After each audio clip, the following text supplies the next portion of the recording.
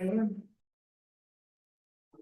right, I will call the Ridgway Workforce and Affordable Housing Committee meeting of Wednesday, July 2026 to order and ask for a roll call vote. A roll call, please. Kevin Bradley, Here. Trish Greenwood, Here. Holly Kroger. Is not present. Beth Lakin. Here. Michelle Montague. Here. Josie Scoville. Here. John Clark. Here. Thank you.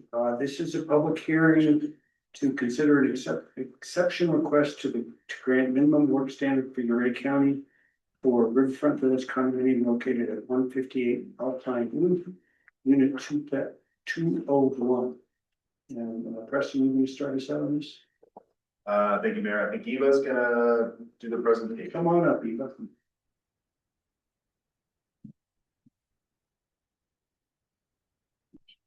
Good evening, Mayor and Council.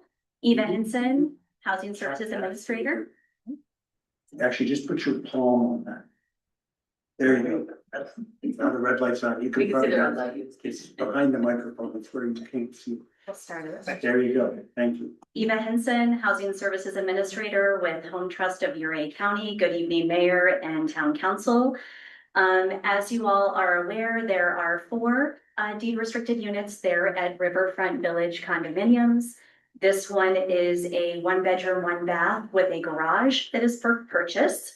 The deed restriction has a variety of criteria, including primary residence, owner occupied, minimum workforce standard, income qualifications, and a few other criteria. The applicant, Nadia Steinbrecher, is here and present and available to present her letter and any questions to council. She did apply to Home Trust accordingly. We actually used our new online system, so to pilot that, it's working successfully, which is great. A secure way to receive all of those financial documents. I did fully approve her, other than conditionally, for the minimum work standard before you this evening to consider. She has been in Ridgway for over 10 years as a resident, so longstanding resident here, and her minimum work standard, she'll describe her employment, etc. And with that, I'll kick it off, hopefully for her to come up and introduce herself, if that's okay. Everyone, thank you. Great. Welcome, Nadia. Hi, everyone. My name is Nadia Steinbrecher. I'm going to read my letter. Dear Ridgway Workforce and Housing Committee, I am writing to request an exception to the employment qualification requirement for the deed restricted housing unit. I first moved to Ridgway in May 2014 when I accepted a position as a registered dietitian with Montrose Memorial Hospital. After a year, I relocated to Denver to accept a higher paying full-time position with CVS Pharmacy. Within a few months of starting that role, I began requesting approvals to work remotely. And when that request was granted in April of 2016, I immediately moved back to Ridgway and have lived here and worked here full-time ever since. Over the years, I have developed deep ties to this community. I volunteer annually with Ridgway area trails and at Sherbono events, including Music at the Park. I'll be there tomorrow night. I adopted my dog through Second Chance Humane Society, and during the COVID-19 pandemic, I sewed approximately 500 masks from my home in Ridgway and distributed many of them to our town residents, children, and local businesses and owners. I have built many friendships spanning more than a decade, regularly support local businesses, and have remained committed to contributing to this community in meaningful ways. Practiced this earlier and I obviously cried then, and I'm going to now. I want to spend the rest of my life living in this town with my friends, supporting my community and making it a better place for all. My work as a dietitian is highly specialized.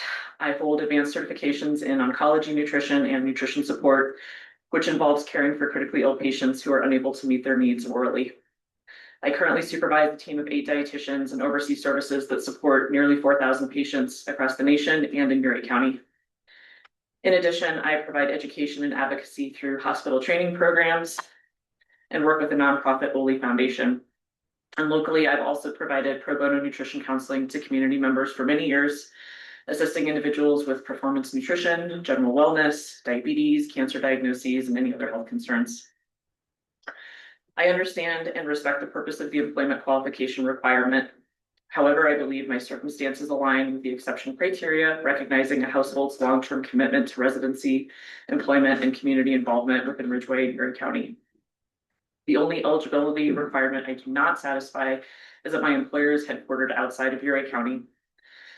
I otherwise meet all income financing, occupancy, ownership, and primary residence requirements for the deed restriction to purchase 158 Alpine Loop Unit 201. And for more than a decade, Ridgway has been my home. My employment may be remote, but it has allowed me to remain a full-time resident, contribute to the local economy, volunteer in this community, and establish lasting roots here.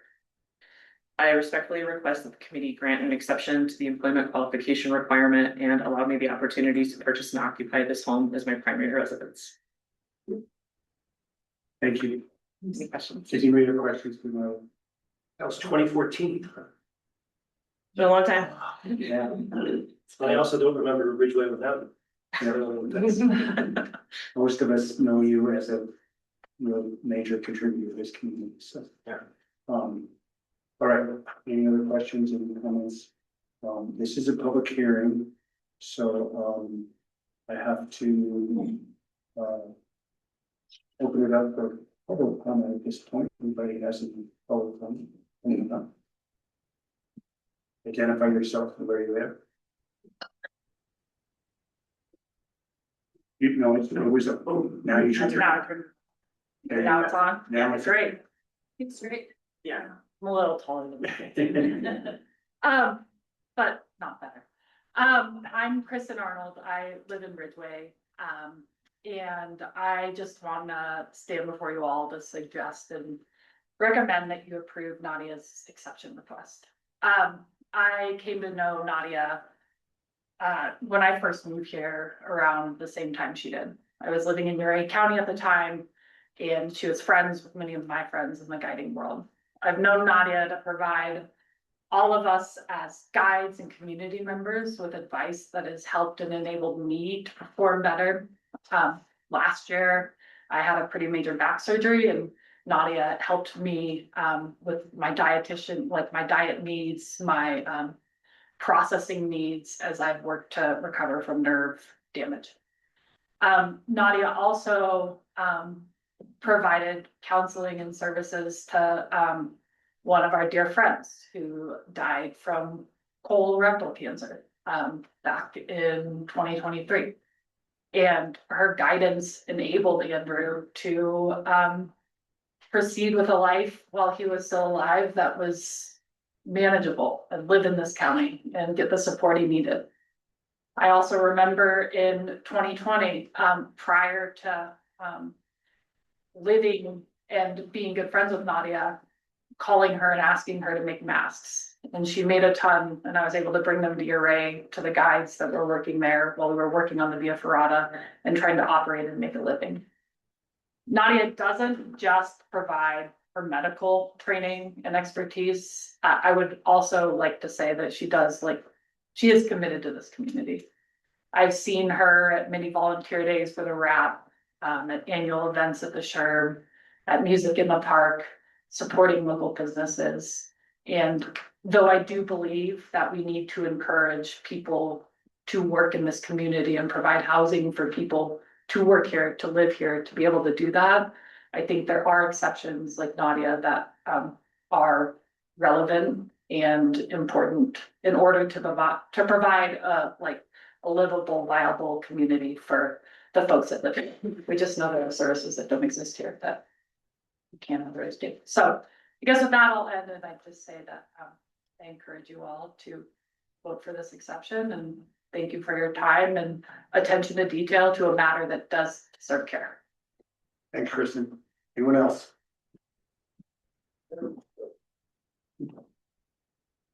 All right, if there's no one Oh, else. I'm sorry. Yeah, go ahead. Okay, hi there. My name's Christy Sabo. I'm a friend of Nadia's. I just thought it was important to share this quote because I myself have gone through the affordable housing process. I was so blessed and fortunate to be able to purchase a home in the Wetterhorn neighborhood. And when I was going through the process, the application, I had a lot of questions. And one of the questions at that point that I asked the Impact Development Fund about was this. I'm literally reading from my email. This was back in May of 2023. I said, on the note of employment, I'm assuming remote work for a business outside of the Ridgway School District would not be counted towards the necessary work requirements. Is that correct? I was coming from a place of uncertainty. I had a job here, but I wasn't sure what my future would look like, and I was trying to gain all information. And the response I received, I think, is notable for this particular situation. So I wanted to read it to you. As long as the remote worker is officed in parentheses, even if it's in their home, on parentheses, in the Ridgway School District boundary, and they meet all other requirements, they are eligible. The company might be based out of Denver, but what is important is their physical presence in the boundary while they work. Thank you. Thanks, Christy. Anyone else? Seeing none, I'll close public comment and bring it up back up here for review. Mayor, I'm going to recuse myself from this discussion and vote. Okay, I think it clearly meets the qualifications of community housing, and I don't even think that Nadia has to be such a great person. even though she is. Yeah, that should be besides the point, this should just be on policy, and I think that that checks that box, like, it's not simply workforce housing, it's community housing, and she lives in the community. I don't have any question with that, approving this at all. Same here. Yeah, was just gonna point out that the second bullet point under review criteria says promotes or recognizes the applicant's long-term commitment to residency, employment, and community involvement. That's the one that she really needs in spades, so I think that's what, I mean, I don't have any question about this, it doesn't sound like any of us do. So would someone like to make a motion? I move to approve the exception request submitted by Nadia Steinbrucker for a waiver of the minimum work standard to allow for remote employment subject to the following conditions. The applicant meets all the requirements of the deed restriction with the exception of the minimum work standard in Uray County. Great, thank you. Second. All right, motion's been made and seconded, all in favor? Everyone vote? Here. Congrats. Yes. Thank you, congrats, Nadia. Thank you. All right. So that takes us to a quarterly report from Eva. And I'll give her a second to regroup and come up and do that for us.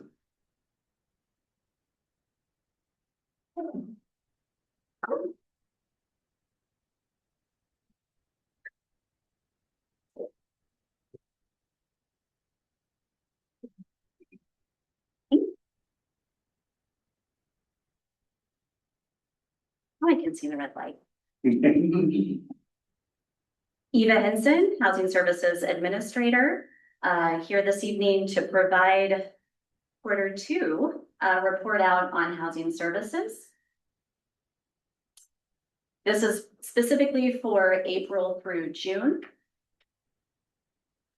Just a quick overview and reminder of all the wonderful things that we're doing in this broad scope of work, as well as the intergovernmental liaison and stakeholder collaboration, deed restriction administration, financial management and reporting, program development and administration, Proposition 123, compliance and reporting, as well as ongoing resident support services.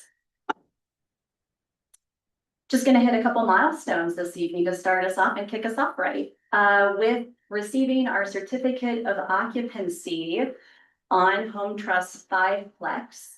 If you all remember, this was originally a 3-unit apartment in Uray at 835 2nd Street. Home Trust acquired it in the fall of 2025, went through a process to remodel and convert it into 5 units. Had a few hiccups along the way, but nothing that couldn't be resolved.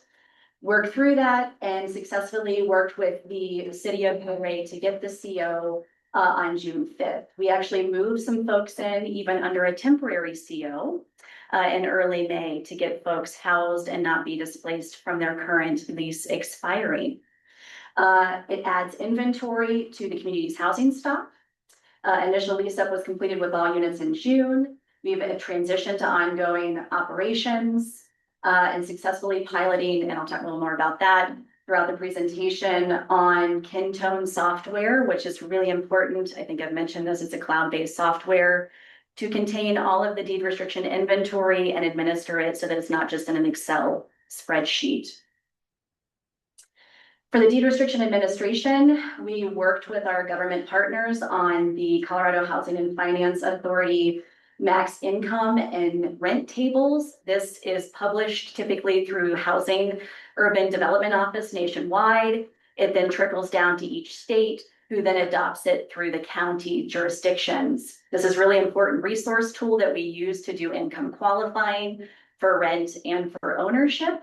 And it's typically published in April or May. And so we typically will adopt that. Specifically, the city of Ouray has in their affordable, attainable, and workforce housing land use code that we have to adopt it by resolution actually every year. So took care of that in May as well before them.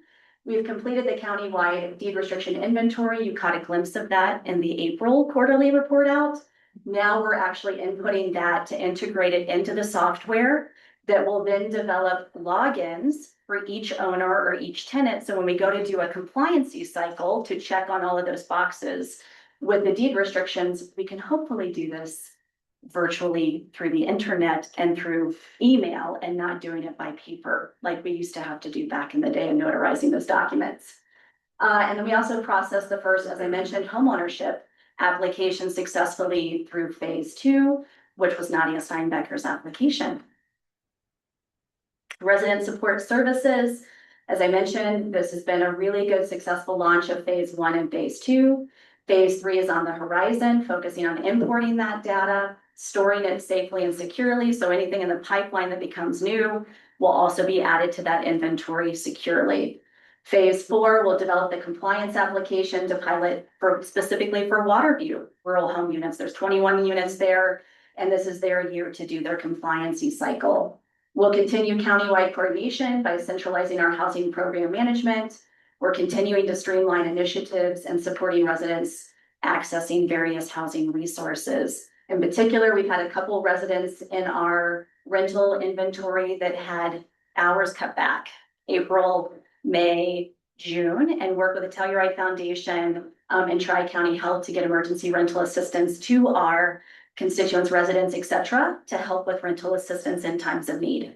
So we actually successfully had 3 different residents secure that funding in May. Intergovernmental liaison and stakeholder collaboration. I'm busy. I'm at a lot of meetings. I'm engaged. I'm present. You guys get to see me sometimes here in person or sometimes virtual. Primarily Q2 has been a lot with the city of Ouray. No surprise, we kind of projected that this would be a busy time to help them and support capacity-wise to adopt and approve fast track. And that was really important because their community development director resigned right after we got that through a second reading of the ordinance. And they could not have successfully done that without Dan Murphy. So just want to acknowledge and recognize his really hard work on fast track. And on top of that, I've represented Home Trust at the Silverton Housing Authority board meeting. They put a panel together with enterprise community partners along with San Juan County. And I got to share best practices about what works well for rentals, what doesn't work well in acquisition and preservation, with those lessons learned as well with our government partners. Participated in the town of Ridgway and Points Consulting community engagement sessions as well. I was able to be in person for some of that in early June. That helps inform some of those findings for the Housing Action Plan initiative. Prop 123, let's hit another milestone. So because the city of Ouray adopted and approved their fast track, all 3 government partners now are aligned. Everyone has adopted those requirements for fast track, as well as the unit count commitments have been achieved. They also successfully got the ordinance right under the wire. It was approved and went into effect June 28th. The deadline was June 30th. That's how close we were. And got that through for the $45,000 local planning capacity incentive monies. So those collectively combined totaled $145,000 to go towards the Housing Services Administrator scope. I went before City Council on June 15th, and they also went along and did the adoption of that to go towards the contract. So we successfully submitted that with a BOCC Board of County Commissioners letter that was approved at their June 23rd meeting, and got that to DOLA to kick off the contract process successfully in July. What does filing the Prop 1233 commitment mean? So we are in a 3-year cycle that expires this year. So because all 3 governments have successfully achieved all the Prop 123 requirements, you then have to re-opt in by November 1st of this year. They have new legislation, which I'll cover here momentarily, but basically we need to look at unit growth, your commitment. Did you achieve the fast track process to then access those funding sources through the state? Couple of program development and policy initiatives. So state legislative updates, I thought I'd hone in on those. Senate Bill 26-040 expanded the homeownership program flexibility by increasing the eligibility for the 120% area median income instead of the 100% area median income required by Proposition 123. Again, also a really unique caveat in the legislation, allowing temporary rental if the units aren't able to sell. That was another, I think, really good positive solution by legislation for those unsold units. And then again, expanding some of those finance opportunities. House Bill 26-1313 revised Proposition 123 unit count commitment calculations. This is important because it was different when everyone opted in. It was based on the American Census Survey data, and we all had a lot of issues with that as housing industry folk. So they have chosen to use the average of the building permit for residential issued permits from 2023 to 2025. And then you'll use that average with the job growth, which we're fortunate here, Uray County, Ridgway, and the city all are at 15% job growth averaged. And you multiply that by the next 3-year cycle to output your unit count commitment individually for each jurisdiction. Senate Bill 24-174, Town of Ridgway is making great strides successfully here on that requirement and state mandate required for the housing needs assessment, which you successfully did with Uray County, and now kicking off with Points Consulting, the Housing Action Plan initiative, which you'll hear later this evening with Points Consulting and Angie Kim. And City of Uray is exempt from this process because their population is less than 1,000. So again, wanted to show this slide. This was from a recent webinar that I attended with the state. I've shared this out with staff in particular in each jurisdiction. But as I mentioned, they'll take the average building permit. So yes, we get to collect more data to give to the state to review. But they will hopefully approve that data. As I mentioned, we'll be using the 15% base county rate for the job growth factor. We'll multiply that by 3 years for the 2027 through 2029 cycle to output your next 3-year unit count commitment. A quick financial overview for the DOLA Local Planning Capacity Grant. I'll just kind of hone in because there's a lot of numbers on this slide. But basically on the lower right-hand corner is our proposed agreement contractual arrangement with all 3 governments for the DOLA Local Planning Capacity Grant dollars. On the left lower hand corner is the remaining project budget, grant funds, and of course the 20% local match, which through the intergovernmental agreement is proportionally divided by 1/3 for city, town, and county to contribute towards that proportion. One thing to mention, this does not include the $145,000. So I'm waiting to get that approved from the committee at DOLA before I wanted to add that to the next slide.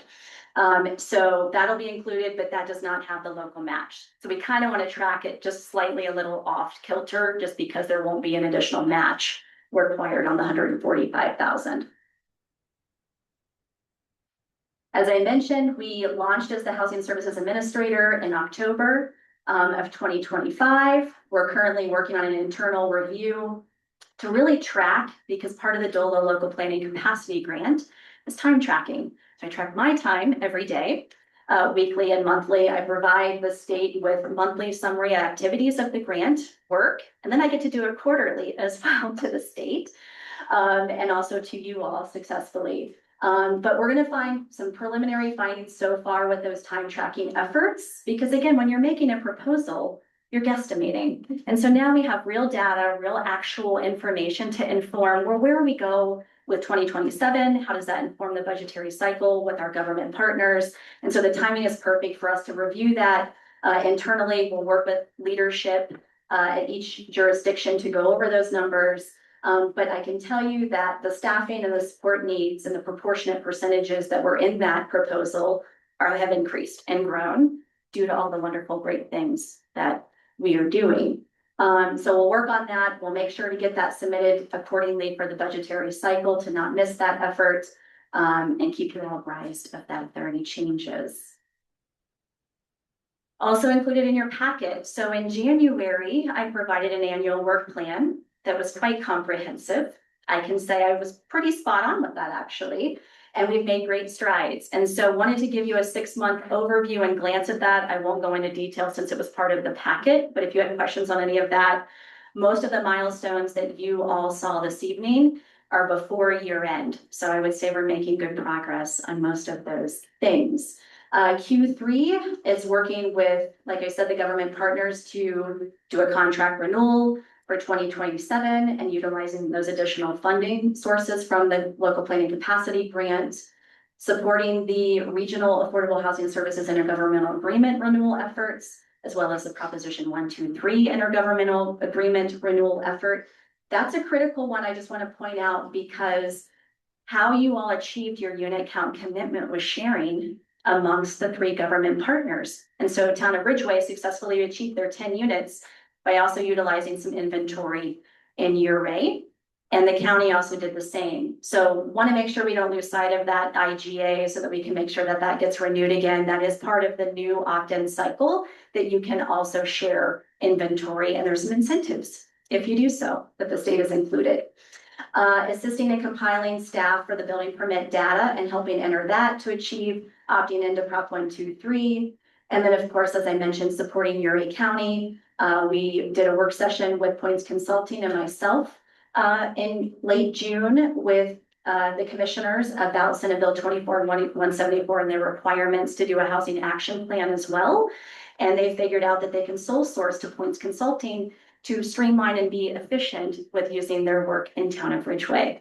And we got DOLA to approve that as well. So they would like to pursue the housing planning grant cycle coming up here as well. And with that, I'll leave it with questions. Thanks, Eva. That was great. Anybody have questions, comments? Very busy. Great Very- progress. Yeah, very comprehensive. Yeah, it's impressive. Everything's It's exciting. Great. Thanks. Anybody in the audience have questions for Eva? Either online or here in the room?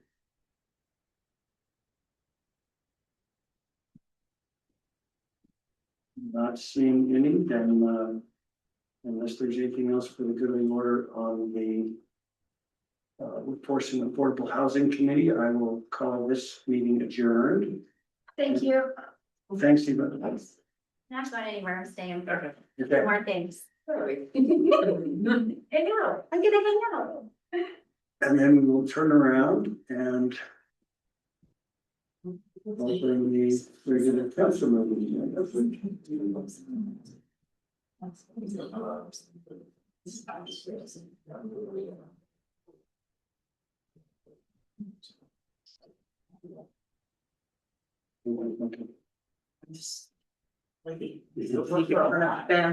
It's hot, yeah.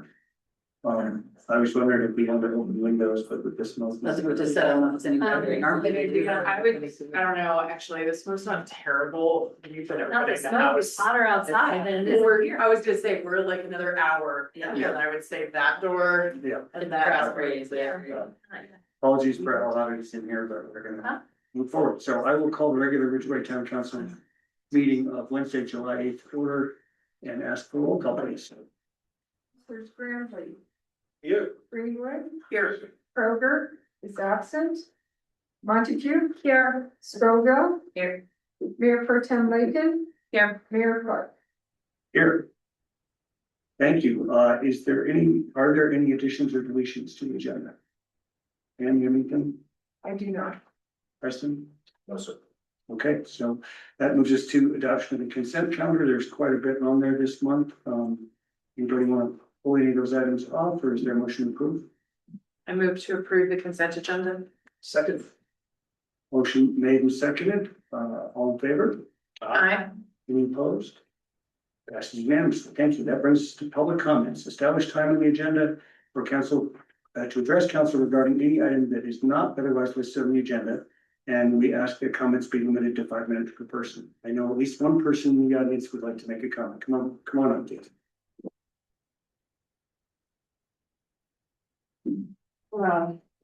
Katie Ivers, Ridgway, Colorado. I first want to say my supreme pain with what we're all going through with the fire. And I'm sorry that we're all going through this fire.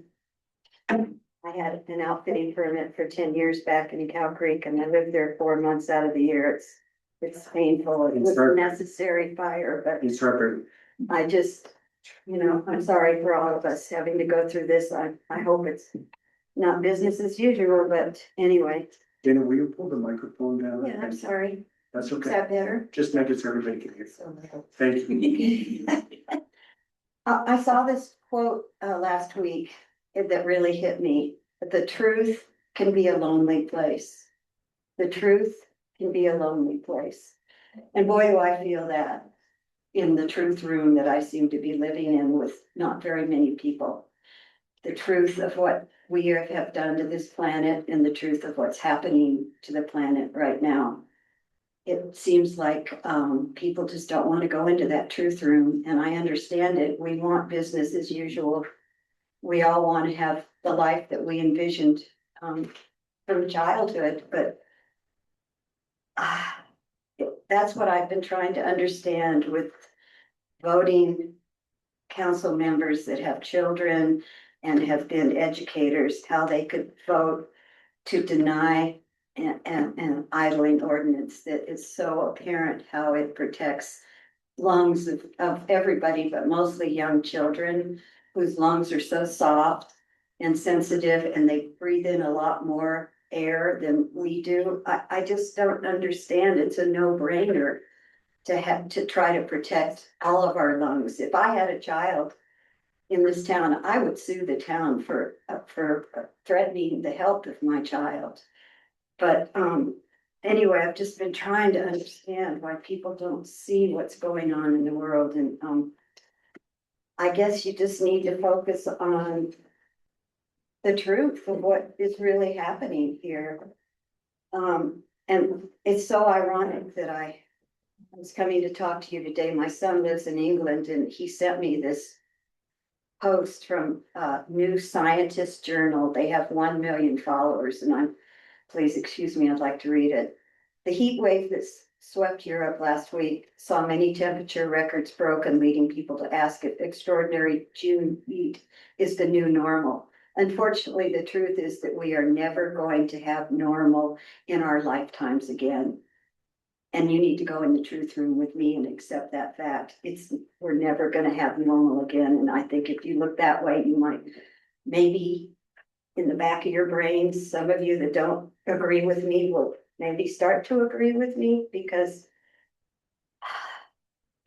just ever more extreme heat. It is possible to get through even worse heat waves if all your infrastructure and systems are geared up to cope. But for most countries, this isn't the case. The fact is, the world is changing fast, and we need to change just about every aspect of our lives to adapt. our homes and offices, factories and schools, cars and trains, farms and gardens and so on. But it isn't happening. Nobody's going in that truth room. One day after the tragic deaths grow too great to bear, we will ask why we did nothing to prevent them. And then I just want to share one other thing that happened because we no longer have an idling ordinance. A friend of mine was walking by a restaurant the other morning. There was a large white SUV parked in front of the restaurant doors with the windows down, the air conditioner on, the car idling, and two dogs barking loudly. And she went into the restaurant, found the owner. The owner said, well, what's your problem? And she said, well, you're idling your car and your dogs are obnoxious. And the lady said to my friend, well, the idling ordinance didn't pass. And she was in there having a full breakfast. That's over probably 30 minutes of idling the car. That's what denying the idling ordinance has done to this town. And I would like to ask the council to try to go into some kind of an emergency session and try to get an idling ordinance back on the books. Every single town practically has one. I don't know what is wrong with this town, but you guys need to come in the truth room with me. I'm sorry. It's, you know, we're at ground zero right now. And if you don't believe me, just look at the file. Thank you. Thanks, Dana.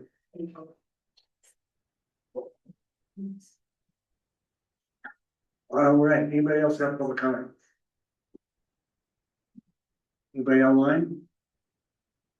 Oh, Antonio, come on.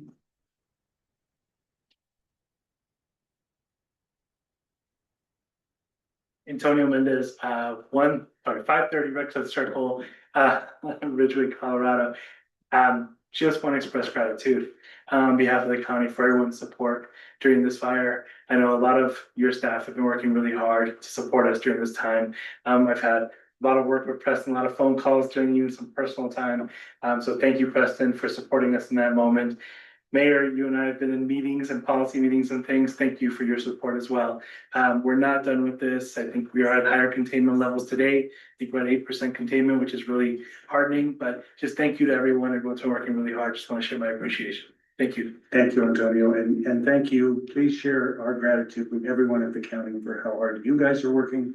I know you personally, Leo, the commissioners, you guys are putting your heart and soul into this, and we don't want you to go without knowing how much we appreciate that. And huge thanks, obviously, to the critical incident management team.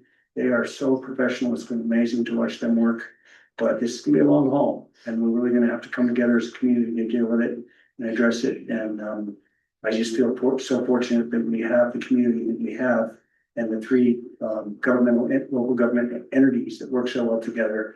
I feel really confident we're gonna get through this. There's gonna be some hurt, some pain, some suffering, but we'll get through it. And a huge part of that is thanks to you guys. So thank you. Anyone else? Angela? Yeah, hello. Thanks for everybody. Thanks for your leadership. I know these are extremely difficult times and your role is, I don't envy you. Really appreciate all the support that the firefighters are getting and just, it's been pretty amazing to watch this community come together. I just want to support Dana's comments. I was pretty surprised that the town didn't pass the idling ordinance. And I just really want to challenge you all to, when you're making these decisions and you're equating someone's freedoms, to consider the harms that others have with the consequence of the choices that you make based on freedom. And I get that people like to idle their diesel trucks. I have a diesel and I understand the importance of idling in certain circumstances. And I'm just surprised that you came to a decision that was all or nothing and it didn't have some exclusions. And, you know, I understand the inability to enforce laws. Totally get it. But that's there's a lot of laws that aren't enforced in this town. The speed limit on my street here in front of the ballpark is 15 miles an hour. There's no sign until you get to the next block. People are driving regularly 25 miles an hour on my block. Is that enforced? It's not enforced.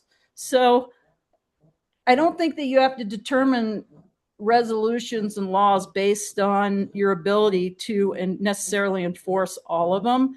And I just really want to encourage you to weigh in the harm that others' freedoms impose on many in our community. And yeah, thank you. And I'll leave it at that. Thanks, Angela. Appreciate your comments. The discussion isn't over, but I understand people's frustration. I also think that there's a state ordinance that's still in effect that the woman in the restaurant was literally trying to claim that she get idle because the town didn't pass the ordinance. That's not true. So we have a lot of enforcement issues, as you said, and we'll continue to attempt to address those. But appreciate everyone's comments. I'll just ask one more time. Anybody else have a public comment for us at this moment? Okay, seeing none, we'll move on to public presentations. Item number 9, update from Region 10 League for Economic Assistance and Planning. Michelle Haynes, Director. Welcome, Michelle. Thank you. Thanks for coming up. Thank you. Oh, it's always a pleasure to be here. A little bit more challenging right now than usual times, and all of us, your community has all of our sympathy with what you're going through right now. I'm Michelle Haynes with Region 10, and again, grateful to be here tonight. I'm going to talk to you a little bit about Region 10. I see you have a full agenda, so I'm going to try to hurry through the presentation. Hopefully leave a couple of minutes for questions if that works out. For those of you that may not know, Region 10 is actually incorporated as a nonprofit organization. I feel like I should apologize to Bo first. I mean, he like sees this over and over and over. So sorry about It's that. always entertaining. Okay, I'll try to throw something new in there for you tonight. Region 10 was originally incorporated in 1972 as one of 14 planning regions in the state. We are officially incorporated as a nonprofit, but we operate as a government member organization. So we're considered quasi-governmental and follow a lot of the same rules as our governments. We serve 6 counties and 18 communities across our region. And being a nonprofit, a majority of our funding comes through grants. So about 83% of our funding has been through grants. This is actually a little lower than usual years as we are seeing the post-COVID reduction in funding. Our grants are going down, and we are working on other sources of revenues to try to maintain operations. It has historically been closer to 87, 89%. But this year it was around 83 for 2025. So, but again, a lot of grants through both federal, states, and local agencies. Our member dues are about 3%. So all of our participating members pay dues into Region 10. And they're about 3%, so about 200,000 out of our about $5 million budget. But those dues are so key because it's what we use to leverage into obtaining the rest of the grants. So most of the grants require some form of match or participation. We're able to leverage that into funding, and I'm going to share what that means for Ridgway a little bit later. Another thing I'm really proud of is when we do our audit every year, our auditor breaks out our revenues and expenses a little differently than we do, and he breaks them out by program. And we break out, while we charge administrative expenses to all the programs during our audit, we break that out, and it's less than 10%. So for any of you all that work in nonprofit world, you know that less than 20% is actually considered pretty good, but ours are less than 10, which means the rest of our dollars basically go into direct programs. The largest of that is our area agency on aging, which serves our seniors. Okay, I don't know what I'm doing wrong here. So, Gonna help me out? Thank you. And mentioning older adults, while I was reviewing this while I was coming, I realized I totally messed up this slide while I was preparing the presentation for you all. But We operate basically in three, what we call buckets of service, or three primary areas of services. We were first and foremost funded to be a regional planning organization, and that's our primary duty to our governments. We work on transportation planning with the Colorado Department of Transportation, work on community development support. If communities ask us to, we'll come in and work on economic development, or looking at whatever they need for primarily economic development type services, but helps with grants and things like that.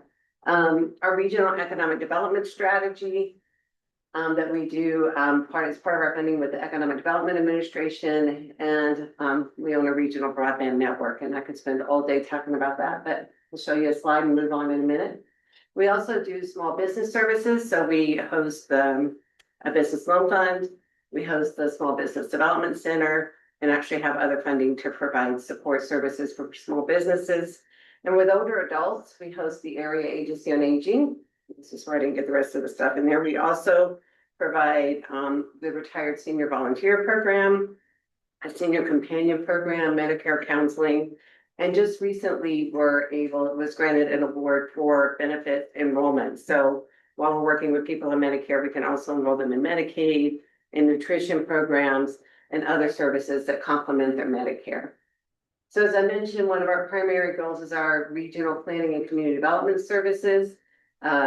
We do the regional economic development strategy each year. We're working on our 5-year update right now.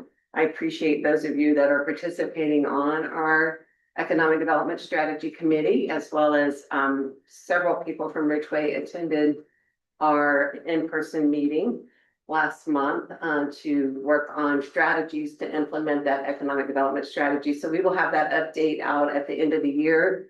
Those strategies are usually, we don't work as an economic development organization. We don't necessarily work to attract specific businesses to our communities. We work with communities about what businesses would you like to have here, and then how do we make sure your community has the assets it needs to attract those people to the community. Do you have the right workforce? Do you have the right infrastructure? Do you have the right kind of community people want to live in? We're fortunate in our region, we have these great downtowns. So we just work with communities on those types of things. Also, I think another thing with communities that we've seen over the last few years is capacity. And I think one of the things we're really working on this year is trying to build capacity for our smaller communities. We see a lot of our small communities will not apply for grants because they don't really understand the process. It can be complex, particularly a federal grant. And so we're really working with communities on capacity building, helping them to get through that process, kind of teaching them how to apply for grants, helping them understand how to manage it. This year we published a grant guide to help communities with that. There's an online version that has tracking spreadsheets and things like that to help. Also, the Small Business Toolkit, we're actually working with Tara and Donna, I think from Fuse, on looking at implementing that here in Ridgway as well, working on developing a toolkit to help businesses understand what types of businesses the town is looking for, what fits well here, what's needed here, and then how do you get through that business process. And then, as I said, the regional transportation plan with CDOT. I'd be remiss if I didn't mention the transportation plan. Your commissioner, Michelle Nauer, has worked really hard on trying to improve Highway 550 in particular in Uray County. And as a result of her work and advocacy, CDOT actually moved up its funding for the Billy Creek project, which is implementing some wider shoulders and some speed tests and things like that. It was scheduled to be in the 10-year plan. It got moved up to the 4-year plan. And so that's the kind of work that we can do when we're all working together towards similar goals. Work this time. Awesome. And then, as I mentioned, we also host a regional broadband network. This came out of our work, our planning work when I first came to Region 10 about 10 years ago. We were in the middle of a recession at that point in time, still trying to get out of the recession. And when we talked to communities about what is really the big hindrance for economic development, it was broadband. So Region 10 actually owns and operates a broadband network. She said we could talk about that later, but we actually own and operate a broadband network. We have all of our communities connected. Ridgway was an early adopter. We've worked with Ridgway. We have connections to a Meet Me Center here in Ridgway, as well as fiber in the town. And And this year, we actually expanded that network along I-70. There were several communities, about 9 communities along I-70 that said, please don't just pass us by. Our goal was just to get to Denver and Salt Lake City and get better internet service to bring back to our communities. But the towns in Mason and Garfield County said, please stop here. So we added 9 new communities there to our network as we were doing that expansion. So we have 100 gigabit service that we're able to deliver to our communities from Salt Lake and Denver. And then this fall, we will connect down to our neighbors in Southwest Colorado. So basically have a Western Slope connection of rural publicly owned broadband, which has made a difference in our region economically. As I mentioned, our largest funding is for our largest area of work probably is for our older adult services, and that's providing support for seniors. Our work, in particular, as our funding becomes more and more limited, we've had about a 30 to 40% decrease in this funding over the last few years. Basically, we're working on 2019 budgets with 2026 needs and cost. And if any of you all have that in your own budgets, you know exactly what I'm talking about, the budget challenge there to try to make all that work. But we provide a number of services, primarily transportation, meals, and in-home services for our seniors, those living closer to poverty, those that live alone, those that are isolated are our target resources there. In addition to that, we host the Senior Volunteer Program, which does a couple of things for us. One, it enables our younger seniors to have a place to work and get support for that. We provide liability insurance, mileage reimbursement, a number of services and benefits through that organization, and then also allows us to utilize those volunteers to fill in some gaps of services like senior companionship and transportation and things like that that we can't meet through our normal services. We also host the Medicare counseling service, which provides no cost and unbiased counseling for those that are looking to sign up or re-sign up for Medicare. If any of you all have ever been through that process, it's daunting. But to help our seniors get through that. And then, as I said, this year, we've added the Benefits Enrollment Center to add to those services. Another thing is probably what's most utilized in Ridgway here of services beyond community planning is our small business resources. So as I mentioned, we host a business loan fund. Right now we have about 85 loans on our books. We have about a $3 million portfolio. So not ever large, but significant in communities. We lend out funds. Our sweet spot, we will say, is around $30,000 to $40,000. We find that's often enough to kind of help a business start and expand, but we will lend up to a couple $100,000 if there's jobs involved and a great economic nexus. We also host the Small Business Development Center, and we have a Small Business Administration Technical Assistance Grant where we can provide consulting to businesses at no cost to them. And then we also are the administrator for the Enterprise Zone Tax Credits, which provide both business tax credits to businesses as well as tax credits for nonprofits for contribution projects. If your nonprofit, again, meets the regional economic development goals. Our Enterprise Zone Administrator this year has worked really hard to keep Ridgway in the Enterprise Zone. Your population has increased enough to put you slightly over the edge. But she has been working with some new data, and I think it's going to be able to get a good part of the town back into the enterprise zone. So we've been working on that. All right, so what does this mean for Ridgway in particular? We did a quick summary of the investments that we've made in the community over 2025 with our seniors. As I mentioned, the business loan fund is an area where we probably invest a little bit more. The enterprise zones, these are the tax credits that came back to businesses where they could reinvest those into their businesses, as well as the contribution credits, which we usually see will increase contributions to the nonprofits in your community. So all in all, a pretty significant investment into the community, a good return on your dues of approximately $1,800 a year.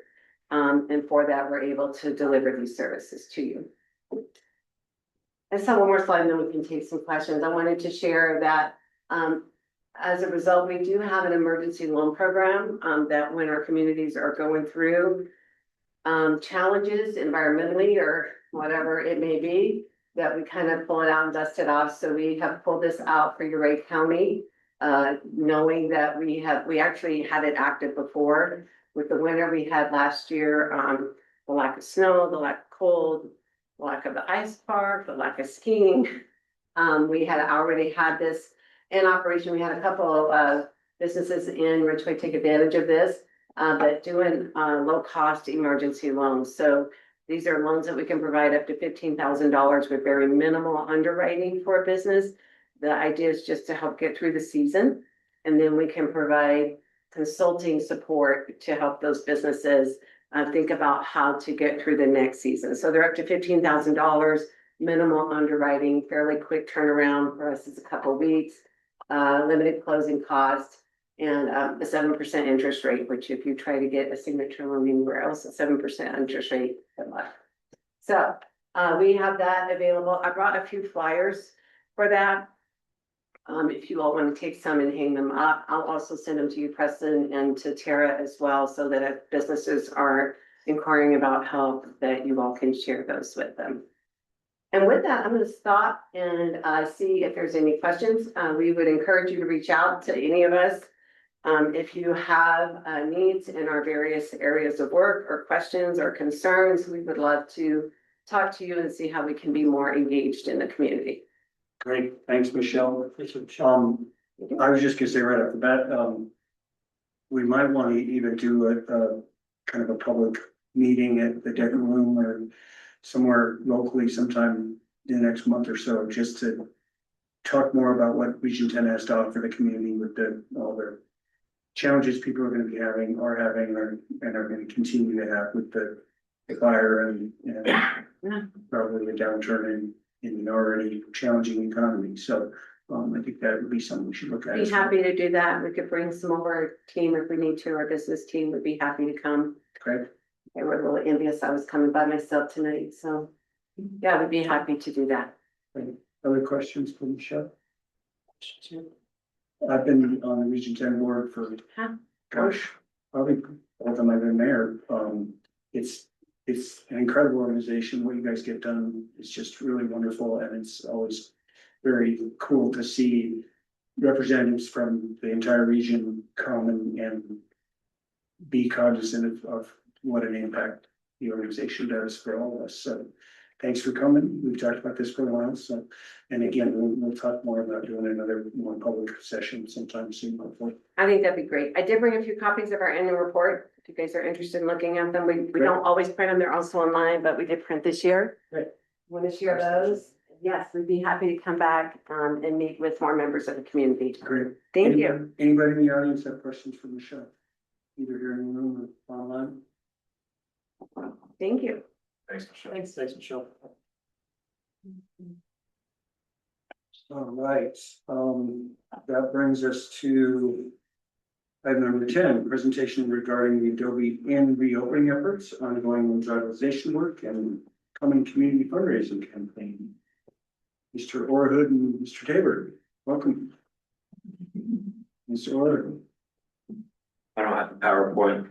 That's all right. Next time, I promise. And actually usually wing these things, but I wrote some stuff down, so I don't want to forget anybody in this. And yeah, we were here a year ago and we got our liquor license.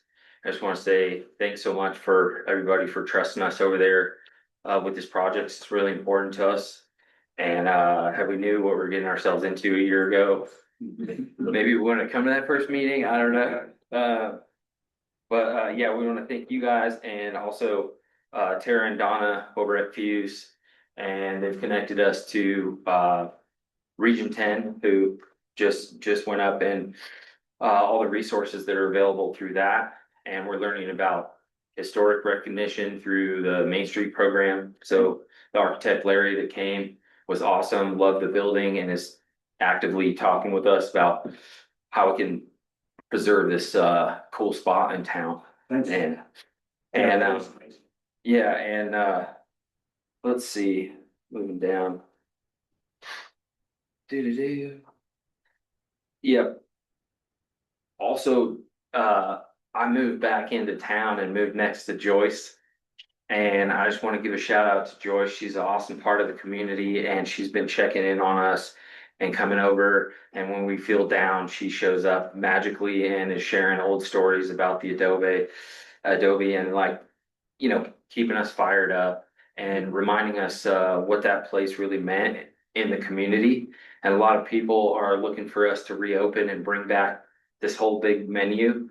And, with our announcement, I just want to like say that the space to me is full of all these family memories and these like community connections. And it's not tied to like a food item. And so first and foremost, like our mission is to revitalize this place in town where we have a community living room where people meet their neighbors and hang out, stay a little bit too long, and just bring that back to the community. So we're gonna open with a small bar in the lobby and have a great cocktail menu and a small food menu in there for now. And yeah, we hope it grows into something that we can't even imagine, but we know we can get the doors open and have people in there Thursday to Sunday and hanging out with us. And we can host small events that you can't afford to do other places. Like we've had a lot of phone calls. People are coming from Uray and Telluride and other spots that want a place to gather. And they're just priced out in Telluride where we were working. So, let's see. The kitchen's about rebuilt completely. It was all donated and refurbished equipment with the exception of like 2 items. So we learned how to take everything apart and put it back together, mainly Seth. You can ask him about jetting stoves and brass orifices and all that kind of stuff. Now, let's see.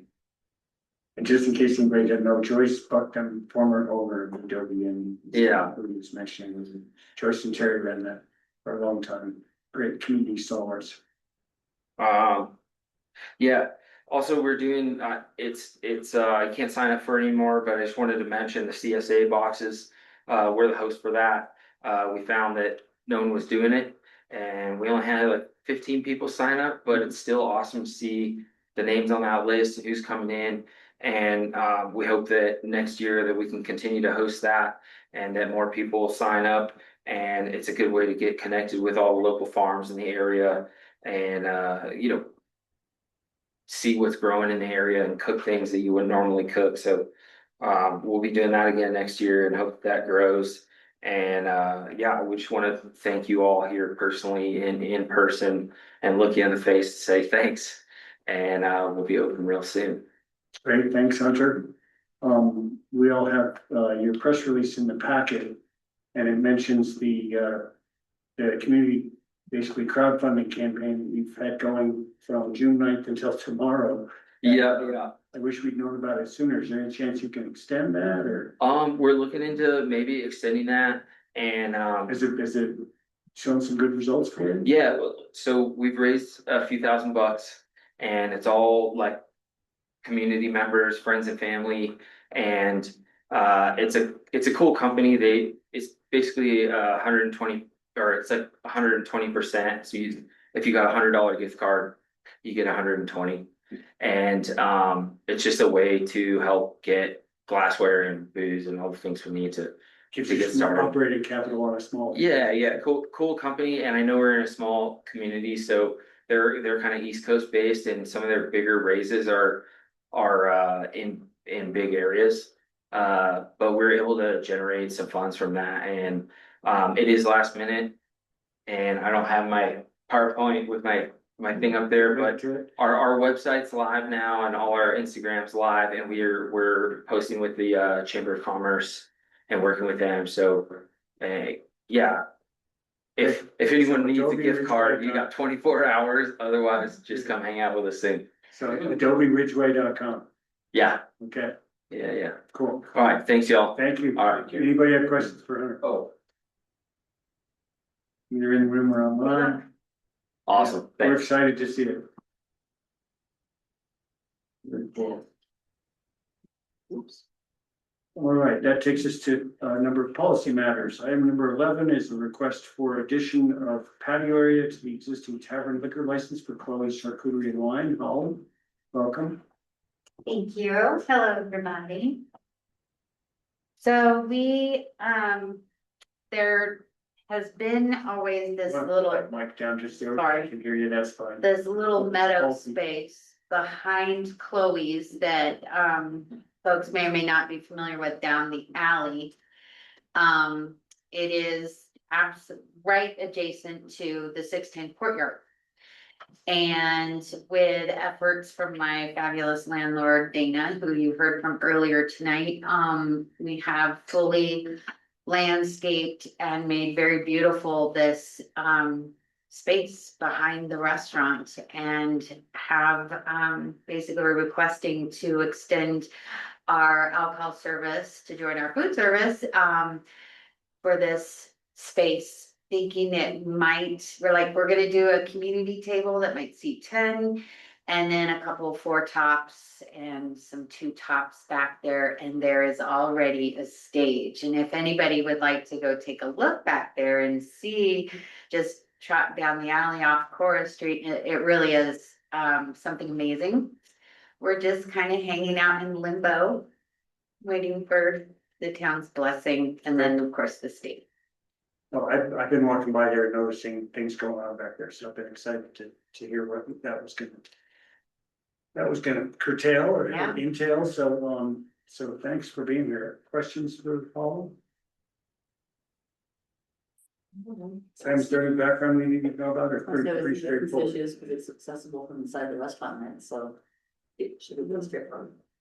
Technically, the back door of the restaurant, yes, it's accessible from the restaurant. I think people will be more safe and comfortable, like if they're crossing from the front dining room to the back, what we're calling Chloe's Secret Garden.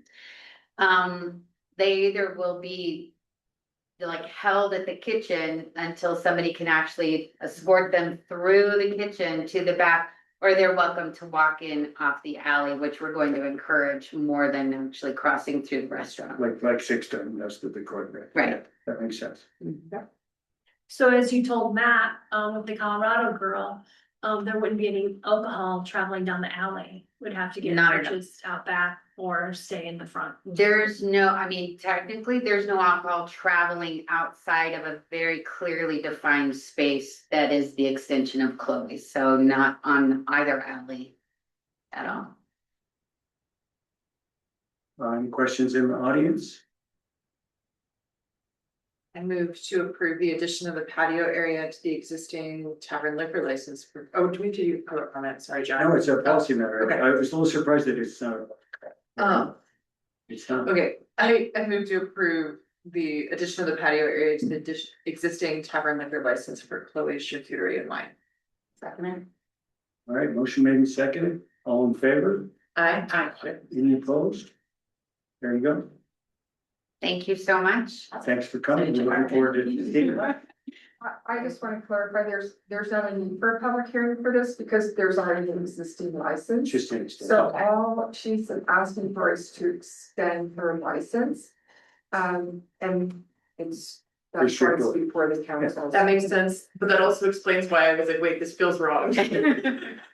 Yeah, it's really just extending that service area. Makes So sense. stay tuned, all things moving as planned.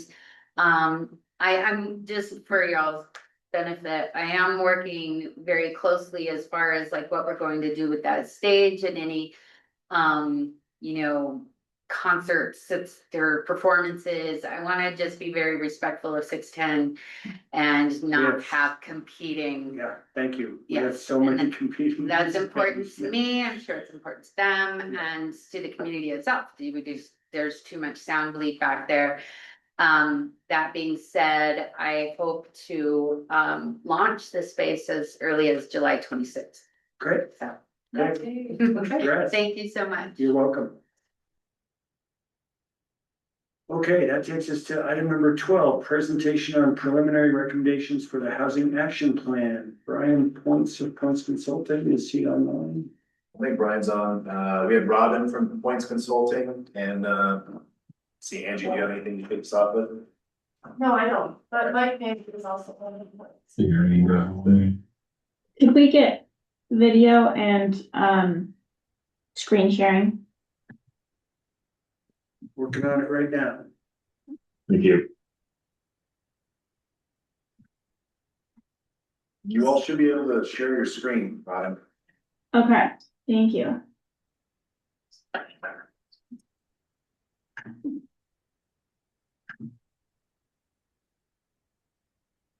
Okay, doing all right with the screen share? Yep. Okay, great. Well, thank you, town council, for having us. Brian, we can't hear you very well. You're gonna need to speak up a little bit. Either get Okay. closer to the mic or speak up, yeah. Can you check well, let's check one thing with the technology real quick. It could be, the mic might be going to the wrong spot. That's better.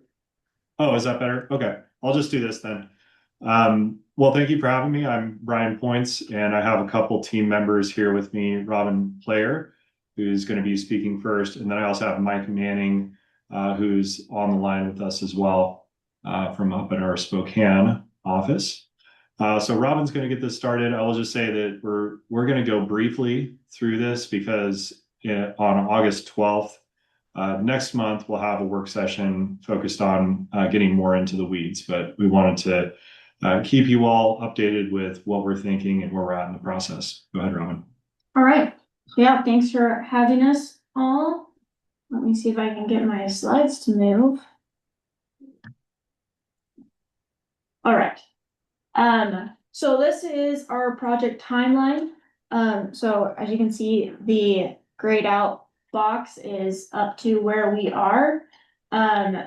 So coming up soon, as Brian said, we are working on drafting housing policies and the implementation plan. We are hoping to have that done at the beginning of August so that we can workshop it with town council at the August council meeting. And then get a draft beginning of September, which will go out for 30-day review on the website, or the town website, and then followed by a public hearing by town council in October. A few things of what we have already done. We've done a lot of the community engagement. That's a big focus of the DOLA requirements for the housing action plan. Specifically towards those that they want interactions with those that are at high risk of displacement, which for Ridgway, especially would be focused on renters. So we sent out a bunch of these postcards that you can see on our slide that went to multifamily units or apartments and deed restricted housing in Ridgway to give them some information about what's going on, some opportunities to share their input. And then we hosted some open houses for the community at the beginning of June. One of these was at the Maven, and that is such a lovely place. So that was amazing. As well as we did one at the gazebo right outside town hall the next morning, and then one in the Decker room, some coffee hours.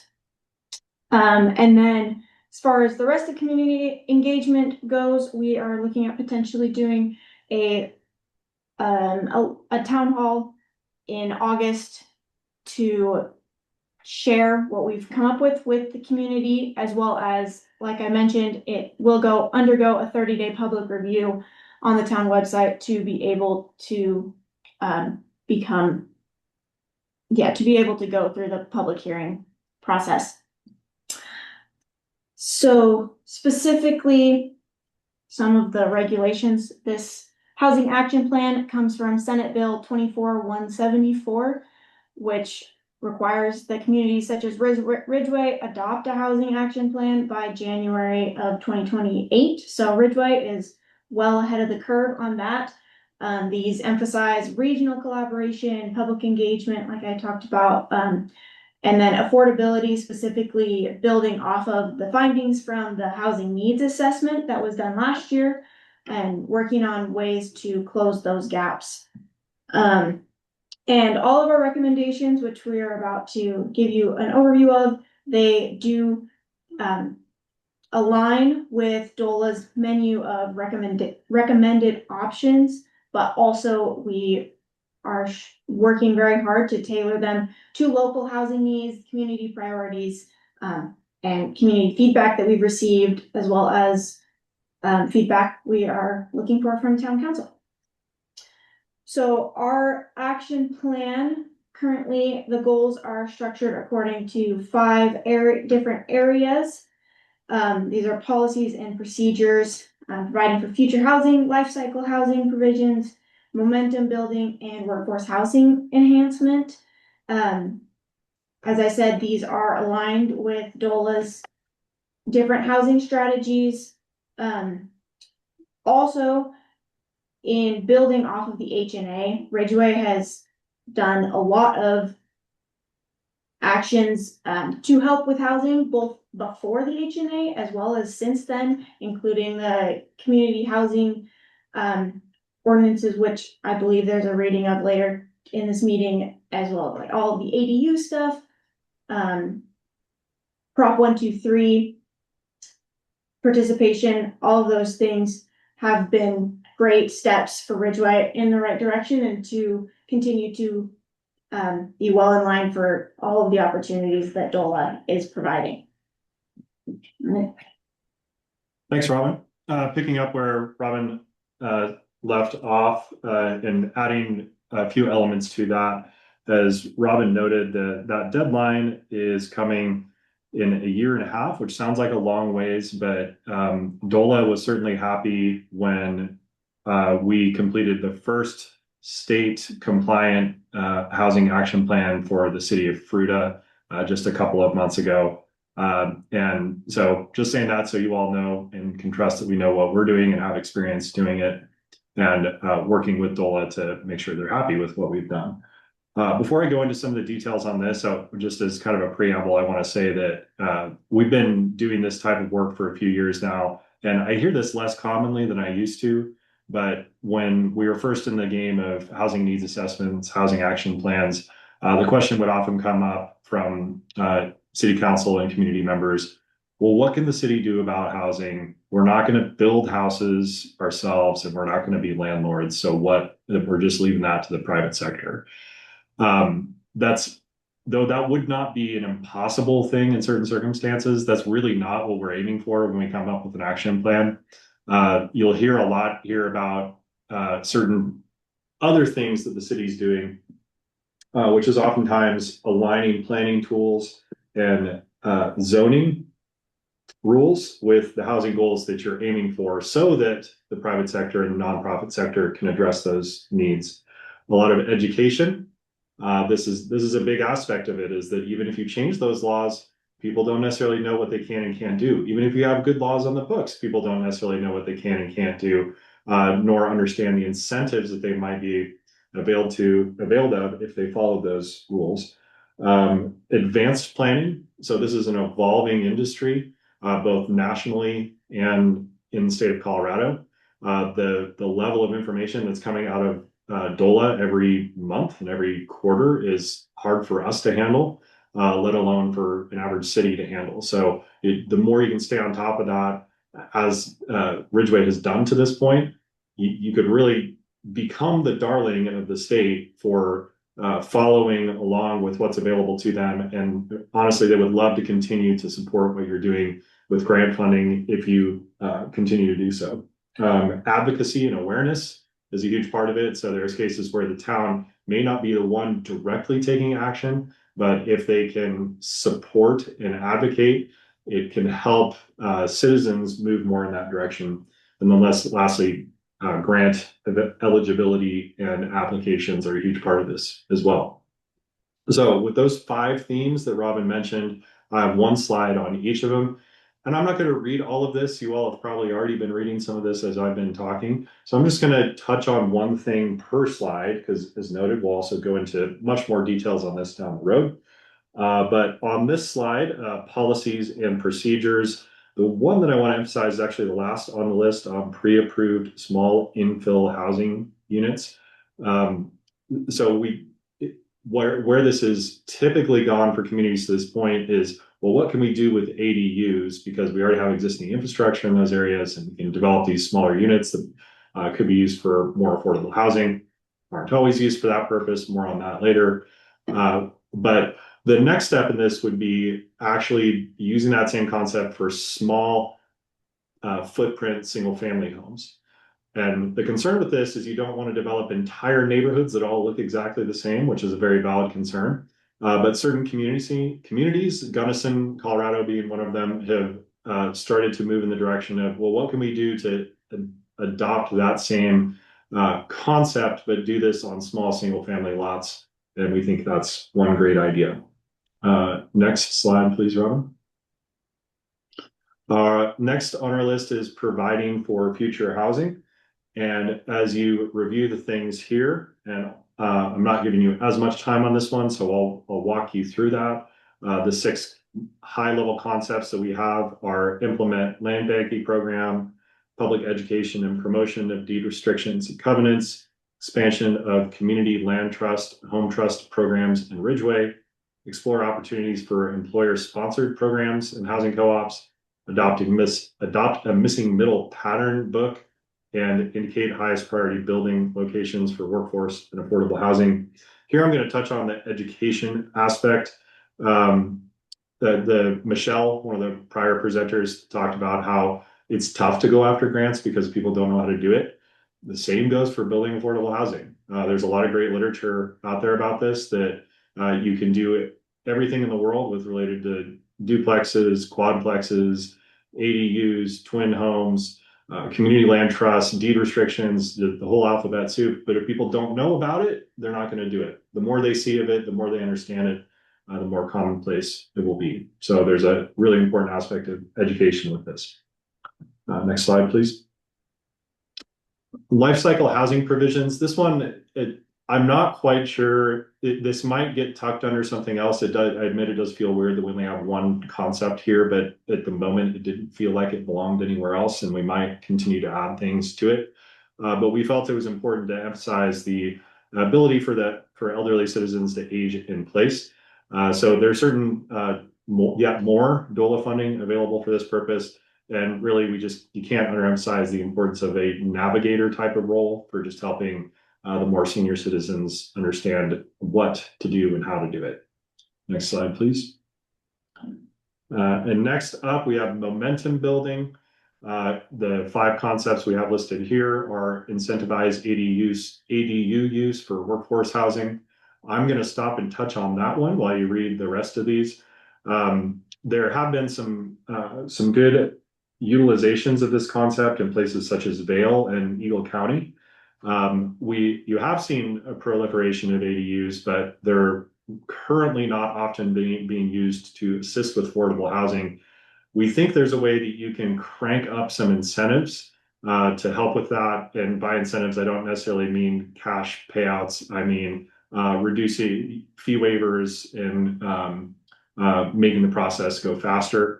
And in some cases, you might even be able to use some of your Proposition 123 funding to give them a reimbursement if they can commit to, say, a 10-year or a 20-year program along those lines. Next slide, please.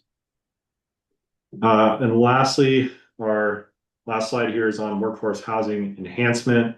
We have ADU education program, facilitate a locals first landlord renter program, and position town for mixed use development incentives. I'm going to touch on the last one here. Colorado Community Revitalization Grant would be a great concept here. They'll have really perfect community for this because of your size and the density of the existing downtown. There's a lot of great options out there for you if you want to explore these routes of planning further for density, mixed use, retail, commercial utilization in the same places as you have done with things like Space to Create, and you can continue to do, and it'll help chip away at this existing issue. So I'll stop with that because we're trying to keep this under 15 minutes and right about there. But I'm happy to answer any questions or Robin that you all might have. Thanks, you guys. Great presentation. I think, as Michelle and I are both on the planning commission, we're a little more familiar with some of this stuff, but, it's exciting to see the depth of, work that's going on. Anybody have questions for this guys? Okay. Any questions in the room or online? More to come, right? More to come. Yes, thank you all. Thanks for being here. You got it. Thanks, Brian. Thanks, Robin. All right, that takes us to item number 13, presentation and requested direction on a destination marketing plan. Tara's got her name on this one. Hello, counselors.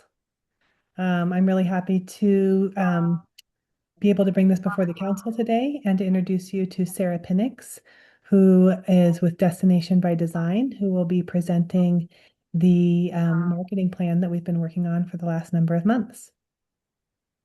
Your volume's a little low too, Tara, just so you know, but is Sarah gonna take it from here? Sarah's going to take it from here. Thanks for letting me know. Yes, I'm going to try to share. Okay, it says permission is required to share, so I'm doing that. Preston's working on it.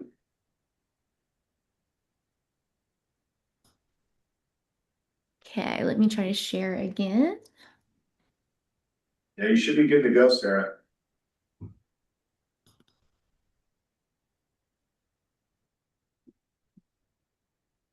Let's see. Okay.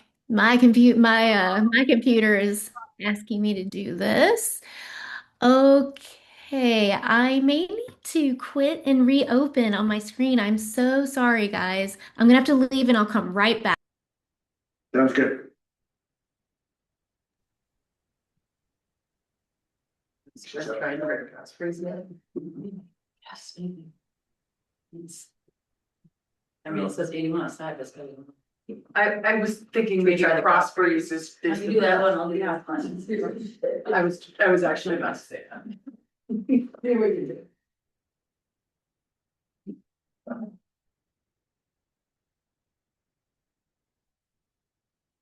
we go. Okay, here we are. Let's try this again. Aha, there. Now I see my desktops. Okay, perfect. There we go. We see you now, Sarah. Awesome. That is so great.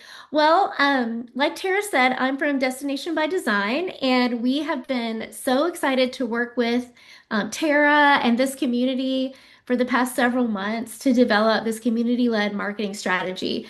This is a pretty in-depth and robust document, so I am going to speed through it since we only have 15 to 20 minutes. But you will have it so that you can review it and give us any feedback because we really want this to still be a two-way street. So this is a draft. All of the things in here are ideas and beginnings of conversations. So all of the specifics, we want to hear your input.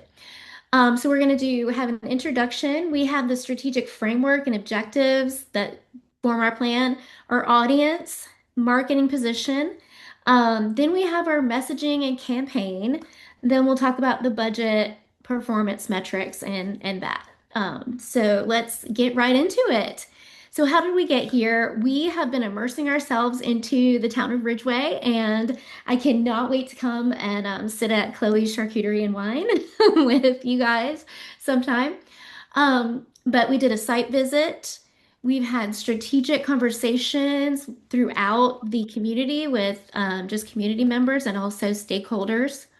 We've done focus groups, a community survey, and we've done a lot of independent research on the tourism industry in the region, as well as audience and Ridgway itself.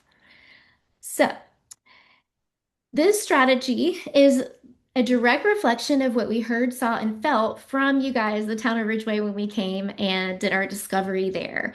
So we want to be helping you tell your story in a way that honors where you've been and where you're going. So again, I'll say the specific ideas in the strategy are just initial concepts, and we'll adapt them based on future work as we go forward with the plan. So are there any questions at this point with how we got here? No, I think we're good. Okay, great. So our strategic framework, we have three core principles that we've identified that you have already had. That is local life leads. The tourism branch should begin with the local life that gives you its character. Purposeful stewardship. So we should all build everything around the Ridgway's visitor experience that is built in with stewardship of the environment and the town. Tourism that works here is how we create clearer roles and stronger coordination across your tourism ecosystems like the Chamber and Fuse and Visit Ridgway as well, and the town itself. So those are our three core principles that we had through this plan. Our goals for year one are to shift the perspective, the reputation from a quick regional pass through to a multi-day base camp for exploration. We want to make it a destination for the right people rather than just I'm driving through to get somewhere else. We want to stabilize the shoulder season, so we want to drive measurable visitation spikes during your slow seasons. We want to guide area visitors to the town core. So we can do that by improving the digital mapping, physical orientation tools like brochures, rack cards, itineraries, things like that, that for people who are coming to the surrounding area for either camping or outdoor adventures, that we say, hey, there's a great town core that you can come and be a part of. And we also want to promote the stewardship messaging that needs to be front and center in everything we do. So moving on from that, we were going to talk about our audiences. So we want to attract travelers who respect the community, contribute to the town's future. And so the following are the three core kinds of audiences that we feel like is the ideal to target. Mindful explorers, so low impact outdoor enthusiasts, heritage and culture seekers, history, art, and food buffs, which you have so much rich history, art, and food. The regional traveler, which is regional residents, road trippers, and local campers who are camping within, 30 to 45 minute radius, and to try to kind of get them involved. So those are our three main core audiences. That doesn't mean we're not going to get other audiences, but these are the ones we're really going after. So next we go into an in-depth profile of each audience, but I'm going to move on from that today unless you guys have a specific need to hear more about one of the audiences. I think it's good. We all have the in front of us, so. Great. Oh, you have it in front of you. Great. Okay. So our core positioning statement, I do want to read this aloud because this is the impact positioning statement that we are going to have in mind throughout our entire thing. For travelers who want to experience Western Colorado through a real community-centered mountain town, Ridgway offers San Juan access, creative town energy, night skies, Western history, and outdoor adventure within a place that values local character, responsible exploration, and thoughtful visitation over high volume tourism. That is a mouthful, but that's just kind of an internal positioning statement of where we're coming from. So we did some regional positioning with you guys, and we looked at some neighboring towns and what their brand identities, target demographic, and value proposition were. And we really feel like Ridgway has some very unique things to offer that the other places do not. The main thing is down to earth, authentic creatives and adventure seekers are all housed in Ridgway. It's a real working town that people can come and be a part of the culture. Our value proposition is its central location to other things, using it as a hub. The arts is crazy great there. The night sky, and that it is welcoming. And it's different from other towns that might be, for example, Telluride is affluent festival goers, it's high-end exclusive, um, things like that. So we feel like you have some really great things to offer. And these are our key differentiators of where we feel like we can really say that Ridgway has a corner on the market here. Authenticity, creative district like no other, dark sky community, and all of the other things on here. Your brand pillars, these are kind of what are our legs to stand on? What are the pillars that are holding up our stool of the town as far as tourism? And so we've got Base Camp to the San Juans. It's so close, so many wonderful things to do there.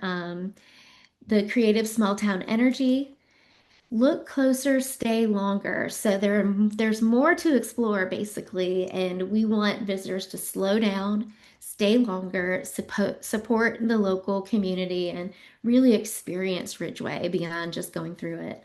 And then do Ridgway right, which is responsible visitation. You guys familiar with Do Colorado Right, of course. So we're going to piggyback onto that. Then what we communicate to visitors and stakeholders is here, the different kind of messaging for each one. And now we get into our campaign concepts, which are the fun part. So, our first campaign idea is rooted in Ridgway.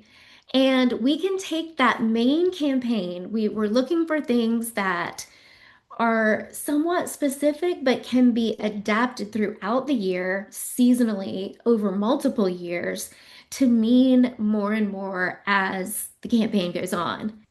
And so we feel like Rooted in Ridgway is a really good foundation for that. So it means choosing slow local experiences like meeting small business owners, hiking local trails, enjoying clear night skies, stay another night and see what makes this town unique. We have an initial idea for a content piece that could be a culture building video with a We Are Ridgway theme. It kind of focuses on all the unique aspects that make Ridgway special, and that could be a more long form sort of video. The things we are rooted in: earth, story, culture, and wellness. And so we have spokes of that campaign that come out of that. Rooted in Earth is all about, of course, the outdoors and the stewardship. Our storytelling, we can use all of the great, wonderful visuals and the outdoor things to tell stories around that. Rooted in Story is exploring your history, heritage, and local life. So, revealing the layers of history from Heritage Park to rugged railroad and ranching eras, even nowadays, the ranching culture, to the Hollywood grit of the True Grit filming legacy. So, learning about Ridgway's history will help visitors appreciate today's culture. And one of our main goals is to bridge that divide between the history and then who the town is today. Rooted in Culture explores the makers and merchants, art, food, and events. And that's kind of self-explanatory because you have a wonderful creative district. And then Rooted in Wellness, balance, wellness, and healing. So the chance to step away from the hurried pace of life, find stillness, balance, and rejuvenation. So you guys have so many resources that are just in nature out there, and also establishments that are going to really, really help people be rooted in wellness. So that's our campaign number one, Rooted in Ridgway. And like I said, we can imagine this a number of different ways throughout the next few years to really, change and morph into seasonally appropriate messaging. Then we have our campaign concept number two, which is open spaces. Now, with these campaigns, we'll probably want to pick one to go ahead and start with, but we've got multiple years of a strategy. So these can both be done. This one is sort of in our brainstorming. It's the idea that you are on your way someplace and you just take a left turn, and all of a sudden you're in this wonderful place that you feel like you've discovered, but it's been there forever. So you're just coming in and going, wow, I found this wonderful place. And so we've come up with this concept, open spaces. So there are places that leave you breathless and places that let you breathe. And so our core content pillars are going to be three things: spaces that leave you breathless, spaces that let you breathe, and spaces between times, which is your history. So, of course, the spaces that leave you breathless are the majestic landscape, focusing on outdoor, and we have some visual storytelling ideas here. But again, this could be adapted in so many different ways, so many different actual content directions that we love it. The spaces that let you breathe is the welcoming sanctuary. So, the welcoming spirit and creative energy, so people can feel like they can step back, they can slow down. Story of a real lived town where the local life always leads, and wellness and balance is a way of life. And so, there's so many ways we could tell that story as well. And then the next one is the space between times, the living history. So this is where we focus on the ranching landscapes, the railroad museum, and the railroad history, Hollywood history, etc. And we can do all kinds of storytelling with this as well. So that's our two main campaign ideas. Then we have an idea for an immediate, like a shoulder season campaign for this fall to go ahead and get you started on that goal of strengthening the shoulder seasons. So explore the San Juans by day, the Cosmos by night, since it's the ideal base camp for regional travelers to seek the unique, awe-inspiring experiences, people who live in more populated areas to come out and experience your night skies. And so the core message is you can explore the San Juans by day and the galaxy by night. Um, and really putting out some educational content about the night sky, what someone might see in the night sky that time of year, interviewing local experts, creating itineraries and just, informational materials on where to observe the night sky, things like that, and really just putting it into people's hands. Our features, of course, we follow constellations, and as what I researched, you will be able to see the Andromeda Galaxy and a couple of meteor showers. So you could promote weekend packages that link stargazing with other shoulder season activities like foliage or anything happening at Disturbino Theater, and all of those other areas. Like I said, educational content. You could declare a town week of the night sky, and you could have some town celebrations and invite visitors to come into that. So lots of ideas there. Um, are there any comments or questions on the campaign ideas? I have a comment and a question about, I mean, I really appreciate the shoulder season campaign. And also I like the whole idea of look closer, stay longer. Yes, I'm just thinking about the current situation that we have with our local hotel. And I'm wondering, how do we promote this knowing that we have a difficulty with lodging? Yes, that is a great question, and one that we have considered, that Tara and I have talked about a lot. And we feel like this was an idea that actually came from a community member. There are so many campgrounds and RV parks around where people are within driving distance. And so one of our main outreaches in this, in our efforts, is going to be making sure those people know that Ridgway is here. They can come to the town core, they can participate in the events and participate in the local economy. So that kind of, it doesn't really need any more hotel rooms. Also, just getting the people who are coming there, especially in the shoulder season, maybe extend it one more night. And so we can kind of fill in those gaps of midweek scenarios where the hotels are not full. Does that answer your question? Yeah, thanks. Okay, great. Yes. So, as we go on to the calendar, we've kind of proposed some things to promote during the shoulder season, to really kind of get out there to put some of these like multi-day itineraries out to get people to come in. The Labor Day rodeo, the foliage season, really, where do we want them to go? Where do we want them to stay? And then October, your Oktoberfest beer festival is going to be fun, rally through the alley. And the prime stargazing is October, November. So we really wanted to do that then. Um, and then you've got other things that are already a draw, Ridgway Independent Film Festival. And wouldn't it be cool for the RVers around to really know that that happened and let's get that word out so they can come and enjoy it. Um, and then the next year, in the beginning of the year, we figured March would be a really great time to feature dining and entertainment because we know that that is typically the start of mud season, right? It could be where the weather could be really cold, it could be really warm, it's going back and forth.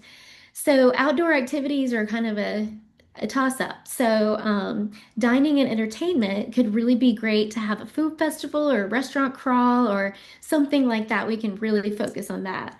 And then April, when everything's thawing out, let's think about how we can maximize volunteerism. So, having the Rat Trails Volunteer Preview Day.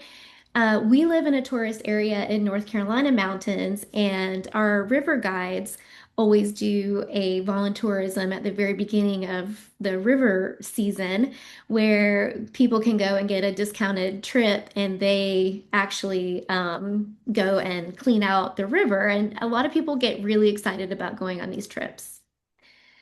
I have a comment on the calendar. Yeah. On the foliage season, I would push that forward a little bit. I think it starts later in September. And then the farmers market starts on Memorial Day weekend, so at the end of May, so closer to June. Just so that we're not misrepresenting that. Okay. Kind of on that same topic, an organized event in March for dining and entertainment can be great. March and April are really hit and miss on, that's the time businesses often will close to take advantage of the slow season and just because there just aren't that many people. So any campaigns around dining and entertainment in that window are gonna have to be really intentional. Isn't the school closed at the end of March and a lot of people leave town? It's the first week of April. Yeah, first week of April. But okay, that's kind of a season of closures. We've actually gotten better. Not everyone's closed at the same time, like I remember years past. And then thaw out. God, I would really love to say April's not really thaw out time. It was this year, but much of that is still very much shoulder season for a reason because you're alternating between snow and rain and sun and mud. Okay, noted. So push thaw out farther on in the year. Okay, yes. I mean, it's gonna vary year by year. Okay, yeah. So yeah, that is a challenge. So we can kind of work with that and maybe we can use that dynamic in the campaign. Bring your skis and your kayak. I don't know. Just joking, Yeah, and the road trails don't open till May 1st too, so we've kind of got that a little early. Well, that's a volunteer. right. That would kind of be before to do volunteerism if that was something y'all wanted to do. I think that's to the BLM, so. Yeah. Say that again. It's the BLM operation, which is not until May 1, so. Oh, okay. Okay, great. Love all this feedback. And again, you're right about the closures and the seasons. Anything specific that we do would be absolutely in concert with the town and with the merchants and everybody being on board and knowing that you're going to be able to do it. And so, yes, we would definitely take that into consideration. So we have a content utilization strategy. So using captured media strategically because, it can be tough to get out and constantly be getting photographers to use to come out and professionally capture things.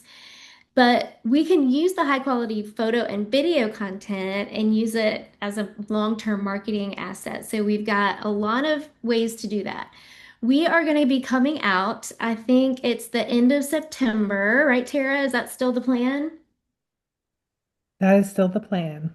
And so we are going to be coming out to film, to take photography, to do interviews, whatever we need to do to get the content that we're going to need for this campaign.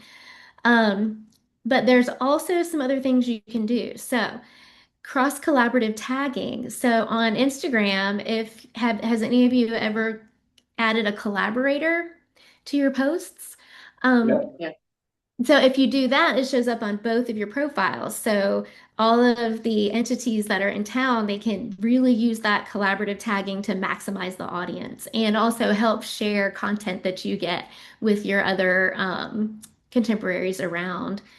So there's a lot of stuff we can do here, but just know that we're thinking about how to get the content and be really efficient with it, reuse it in different ways, and create short features and long features and all of that stuff. Um, so our tactics and channels, we have sample themed multi-day itineraries. Now you already have some of these on your site, but we've kind of extra themed them and really kind of focused them in just for ideas for new ones. Flowing from the open spaces concept, this could also fit the rooted concept. But the first one is the spaces that leave you breathless. So this is basically an outdoor mindful explorers one. But what we've done here is we've also added in um, a lot of like the restaurant that we feel like would be appropriate for that type of person. Um, Different types of dining. So we've got lunch at Taco Del Mar, and then we've got dinner at Greenwood. So that's more fancy. And then tying in the live shows, coffee, everything. So we try to give people a lot of different things to do over 2 days and really saying day one, day two. So we know you're going to stay overnight. Or if you're in a neighboring campground, you might come 2 days in a row to town. Then you have your wellness retreat, which is really designed kind of for regional travelers, but also it could be the national travelers, but they value wellness, ease of access, and a slower pace. So we've got our Orvis Hot Springs in there, lunch in Clinton Street, looking at the murals. Then we've got, can you pronounce that Chipeta Lodge? Is it Chipeta Lodge? Chipeta. Okay, thank you. And then we've got the Weehawken Creative Arts Center. All of these, the specifics in here can be changed or adapted, or we can do, one and during one season, and we can change it for the next season.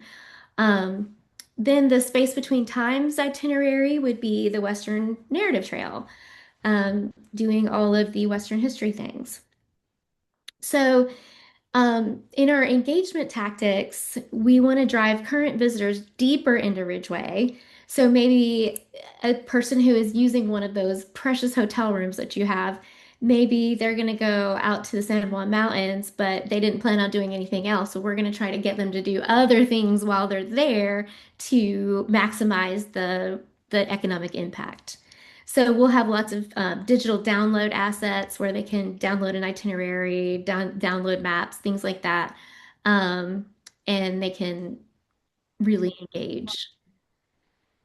The digital and physical visitor orientation tools, we're calling it. It's not necessarily wayfinding, but it's helping people know what's there and how to find it. So we're going to utilize that highway banner across the town for either branding or the main campaign message.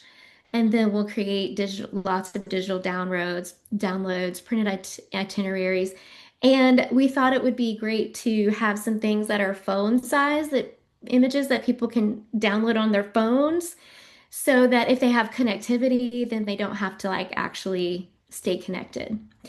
And then we really want to produce like rack cards and materials for the area campgrounds and parks, other venues that are out there to say, hey, come to town. We've got a lot going on. Then we have lots of local and regional outreach.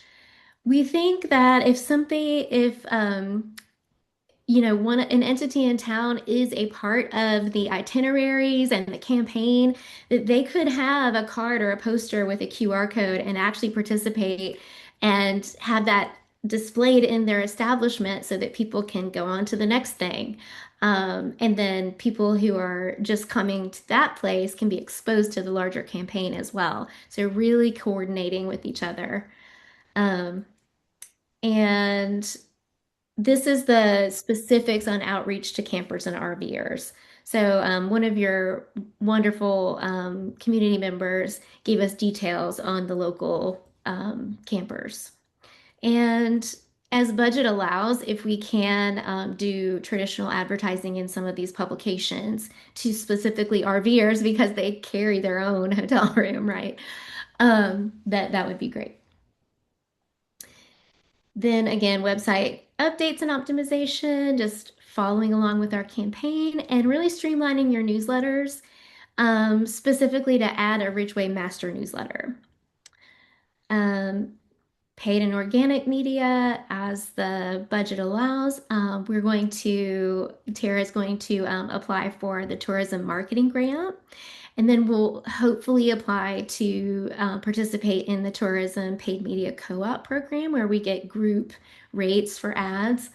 And then organic social media. They also have a social media co-op for Colorado. So we could do that and have cross sharing. So then we'll really take advantage of regional partnerships that are listed here. There are probably more that we haven't listed. Take advantage of public relations. And now we get to the budget. So this year we've got a total investment for the rest of this part of the marketing plan of $17,000. That is already approved, already a part of the scope. It is what we have left from our work that we've done already. So we've kind of portioned it out here with $4,000 for content that includes our capturing of content, asset production, storytelling campaigns, that sort of thing. Design on the website and newsletter and calendar support as needed. Paid and social media execution. And then organic social media planning and support, design support as needed, and then your out-of-pocket media budget of only $5,000. Now that said, we can pull it from one place and put it on another if you wanted to say, okay, Destination by Design, don't help us with organic social media. We'll just put that on the out-of-pocket budget. We can still do that. So there's room to move this around in the scope. And then our performance metrics for shifting perception, we're going to look at awareness and engagement with all these specific metrics. Then stabilizing the shelter season, we're going to add in conversion. We're going to talk about the occupancy rate, economic impact, tax revenue, that sort of thing. The guide area visitors to town, we'll look at our physical orientation tools, how many people are utilizing and taking those and downloading them.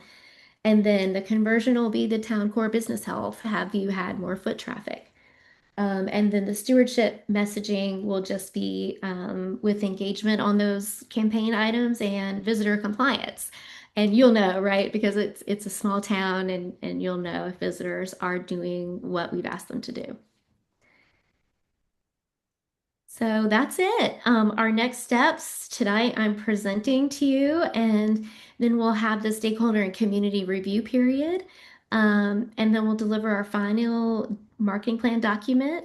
And then we'll begin content capture and campaign development starting in August. Okay, thank you. That was a lot. Sorry, I know. But it's impressive. I'm definitely excited to see us explore a lot of these things. Anybody up here on council have questions for Sarah? No, I'm just excited to see, a really great integration of what I think people want out of tourism in Ridgway and a level of professionalism, here that's pretty fantastic. Thank you. It's such a privilege to work with you, and thank you so much for your time and attention and every bit of attention that you've put into this process. Great. Any questions either here in the room or on Zoom? Sarah? Seeing none, we look forward to next steps. Awesome. And if you think of any questions, just reach out to Tara, and we're here. We're, constantly in contact. So we're happy to do any clarifications if needed. Great. I have one comment. I think it's really important that, the things we said about the scheduling, I used to live in Tyrone and, towards the end before I left, people would show up in April and they're like, why isn't anything open? Okay. And we would kind of laugh and be like, how did they even get here? Like the whole entire town is closed officially.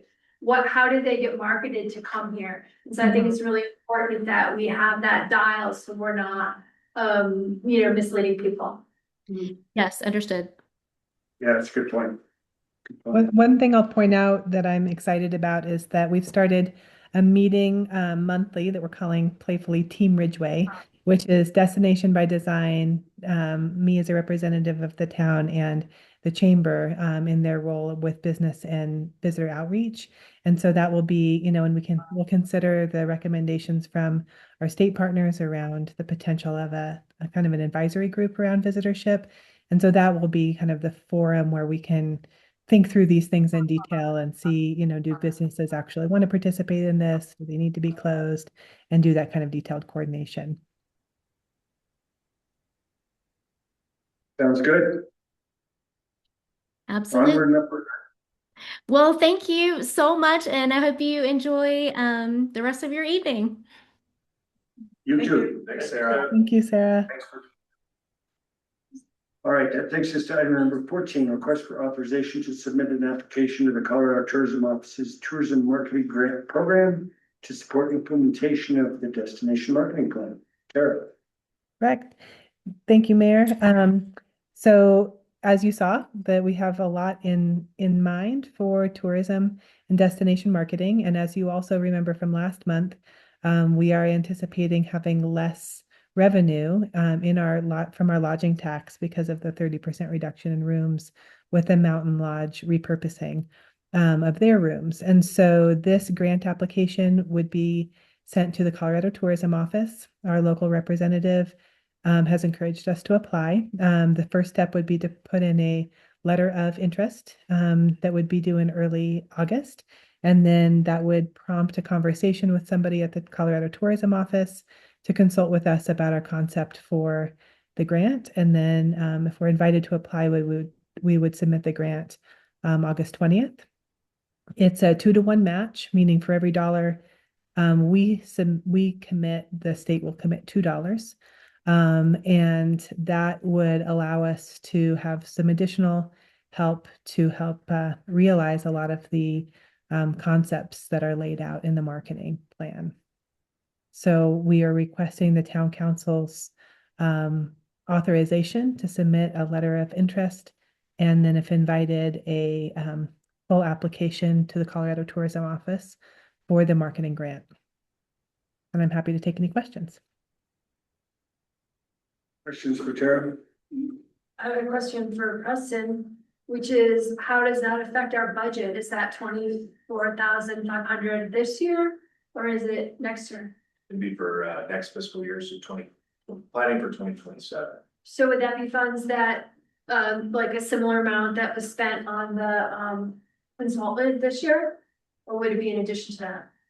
I don't remember what that amount was, but the money that we were originally putting towards the chamber instead went to these consultants, and I'm guessing that the consultant cost for next year wouldn't be as high maybe as it was for this year, because they're doing most of their work now. That's a good question. there's a lot of variables there, probably depends, but, the amount that the town would need to match, Right, my question is, are we raising that budget number from this year to next year? not necessarily, not necessarily. It really just depends on how the budget shapes out during the budget cycle process this fall. And where the dollars are falling for the work that Destination by Design is doing with that entire framework that they just presented. The Chamber of Commerce with their boots on the ground work with working with businesses and visitors. And so there's a chance this could be above and beyond, but you could also make a case that this 24/5 match might be encompassed in everything we just described in all that work. Tara, would you agree with that? Yeah, I would definitely agree with that. So we would get notification if we were awarded the grant, we would get notification in October, which would allow the council to make a decision on whether they want to accept the grant money and be able to work that knowledge into the budgeting process. And then we would be able to make an informed decision. The council be able to make an informed decision on what kind of budget they wanted to put towards the marketing, and which includes both the tourism, the chamber, as well as this marketing plan. This year we put we have a $60,000 contract with Destination by Design and a $30,000 contract with the chamber. So this would cover a pretty decent portion of that budget. If that's, yeah, then we would be writing it for implementing the marketing plan. Thanks, Tara. Yeah, so if say the $60,000 were to carry over for the contract for Destination by Design next year, that's the amount that we can put towards the match, right? I don't know if that's. I think what I'm hearing is it could actually reduce that budget line number, and we're not locking into it at this moment. So that's a fair way to play it. Yeah. Yeah. Yeah, authorizing the grant application does not obligate the council to anything with the budget for next year. It doesn't obligate you to receive the grant if you don't want to take the grant, or to any sort of budget. That will all be decided in the typical budget process. This would just but we be also don't want to direct you to do a bunch of work and then say, oh, never mind. appreciate that. For us to be like, okay, yeah, we're behind this. The way I see this is this would allow us to stretch our budget by having state support. Oh, sounds great. Other questions? Any questions in the room or online? To a motion? I move to authorize staff to submit a letter of intent and, if invited, an application to the Colorado Tourism Office Tourism Marketing Grant Program for up to $49,000 by the published deadlines, with a 2-to-1 matching requirement to support implementation of the town's tourism strategy and destination marketing plan through 2027. Second. All right, motion made and seconded. All in favor? Aye. Any opposed? Passes unanimously. Thanks, Tara. Thank you. Thanks, Thank you, Tara. counselors, much appreciated. All right. That takes us to Back to housing. our one public hearing of the night. Item number 15, public hearing and second reading of ordinance number 04/2026, establishing section 7-13, community housing regulations of the Ridgway Municipal Code, and amending section 7-9-2, general definitions to define community housing. Take it away, Thank Angie. you, Mayor. The ordinance before you establishes Ridgway Municipal Code RMC section 713, which is community housing regulations. Community housing has been defined as units restricted for occupancy by eligible households that are restricted for ongoing affordability in accordance with a covenant approved by the town attorney of the town of Ridgway. There are 2 documents that create the program. First, the regulations, which are meant to be codified by this ordinance. And then there's the guidelines, which focus on administration of the regulations. Guidelines are written so that they do not need to be codified, just adopted by resolution, and can therefore be easily updated. So this represents an incremental approach to inclusionary housing requirements for the town of Ridgway, to support our middle income households and serve our local workforce. We talked about area median income with Eva's presentation, so I won't dig into it too much. But it's referred to in your materials quite a lot as AMI. And it's often used for assessing affordable housing eligibility and target price points based on what people earn in the area. And we were able to get it increased with the state from 100 to 120. That's project specific for Prop 123 funding, so. Okay. Yeah. Thank you. Yep. So we talked a lot about the policy design in depth last time. And all the parts and pieces that go into making this type of regulation. It's pretty complicated. But we try to keep it as simple as possible. And today I'm gonna just quickly cover the fundamentals of the overall program over the next several slides. I'm not gonna be specific toward which parts are covered in the ordinance versus the resolution, which is also on the agenda tonight. So the requirement of community housing, it's a 10% set aside for units or lots that need to be dedicated as community housing. The applicability only comes into play, it gets triggered when market rate residential development or mixed use development creates 3 or more units or lots for residential purposes. The affordability targets are for ownership at 140% of the AMI or below, and then for rental at 100% of the AMI or below. Related to compliance, the community housing plan is required to be submitted by a developer. It should discuss how the project complies with our regulations.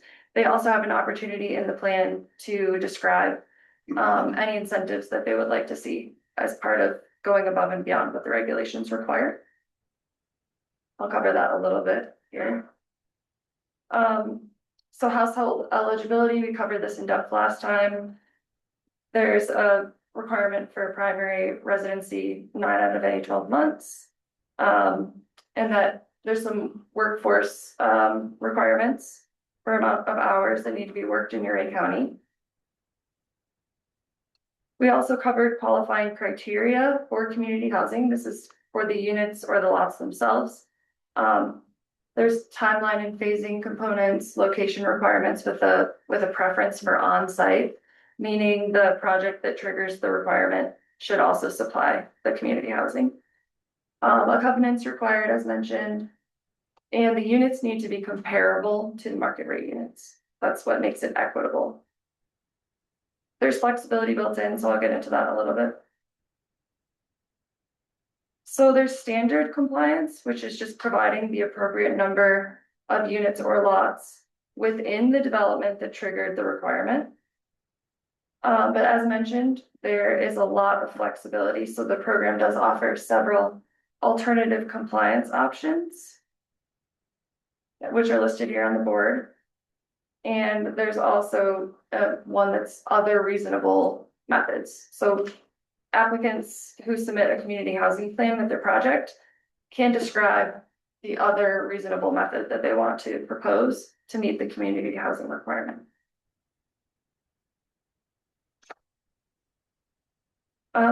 So in prior presentations to you, we covered all of this in more detail, and we even looked at how to calculate community housing requirements and the fee in lieu option based on the scale of several example projects.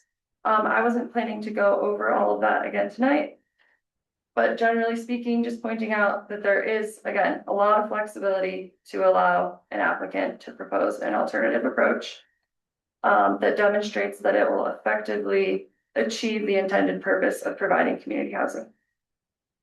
And with those proposals, they should include a development agreement, and they'll be subject to review by your council. Okay, and on this slide, it has some important considerations on purchasing and selling community housing. And then the next slide will cover rental of community housing. But the main things to note here are that for sale, again, 140% of the AMI, the actual sale price needs to be documented, and it may be less than what is set as the maximum sales price based on the affordability target. And then with that, there's an appreciation cap of 3%. There's some other details related to permitted capital improvements being factored into the resale cost, which are improvements made to the property by the owners after the initial sale. They have to get town approval to include those costs in any resale of the unit. Before doing the upgrades. Before doing the upgrades, ideally, yeah. And then some detail about who pays for the closing costs. For rental price is set based on the affordability target of 100% AMI. All renters need to qualify based on our criteria, and there's no short-term rental allowed for these community housing units. The program does offer potential incentives for developers who exceed the requirements. So developers can propose to exceed town requirements in exchange for any of these listed on the screen. And again, it's done in their community housing plan, so they can describe exactly what they're looking for your review. So this is a public hearing for a text amendment to the Ridgway Municipal Code. On the screen are the criteria for approving a text amendment. And staff did receive one letter supporting adoption of the program, and that was from Home Trust of Uray County, which was included in your packet. Planning Commission considered a text amendment to the Ridgway Municipal Code at the regular meeting of April 15th, and the recommendation to Town Council was to approve the text amendment to Chapter 7 and to adopt Ordinance 04-2026, and the motion passed unanimously. So with that, staff recommend approval of the text amendment and adoption of the ordinance. I'm happy to answer questions. Questions? This is the second reading, so it should be square in their heads. Anybody in the room have questions? Anybody online? All right, motion. I move to approve ordinance number 04-2026, establishing section 7-13 community housing regulations of Ridgway Municipal Code, and amending section 7-9-2 general definitions to define community housing. Second. The motion in the packet mentions text amendment. Does that need to be part of the motion? One of the things I'm hoping to clear up with our Chapter 7 updates is like the ordinance process and how it works with the text amendment process.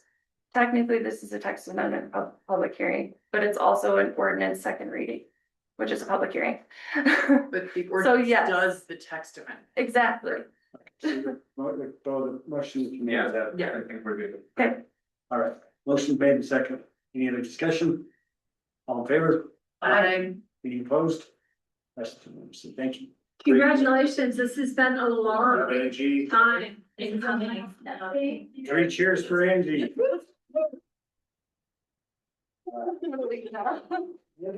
Years. Great work. Thank you. I'm just standing up here because the next Yeah, the item next is also item my. Next item is If the anyone was wondering. resolution adopting community housing guidelines. Take it away. All right. Okay, I really don't have much of a presentation on this one. I simply wanted to reiterate that the guidelines should remain dynamic and really easy to modify, which is why they're separate from the codified regulations. And they will need to be revisited often to make sure that the program is working for what Ridgway needs. So with that, staff recommend approval of resolution 26-05. That's all I have. If you have questions, let me know. I move to approve resolution 26-05 adopting community housing guidelines. Second. We'll give that to Kevin. Motion made and seconded. All in favor? Aye. Any opposed? That's unanimously. You guys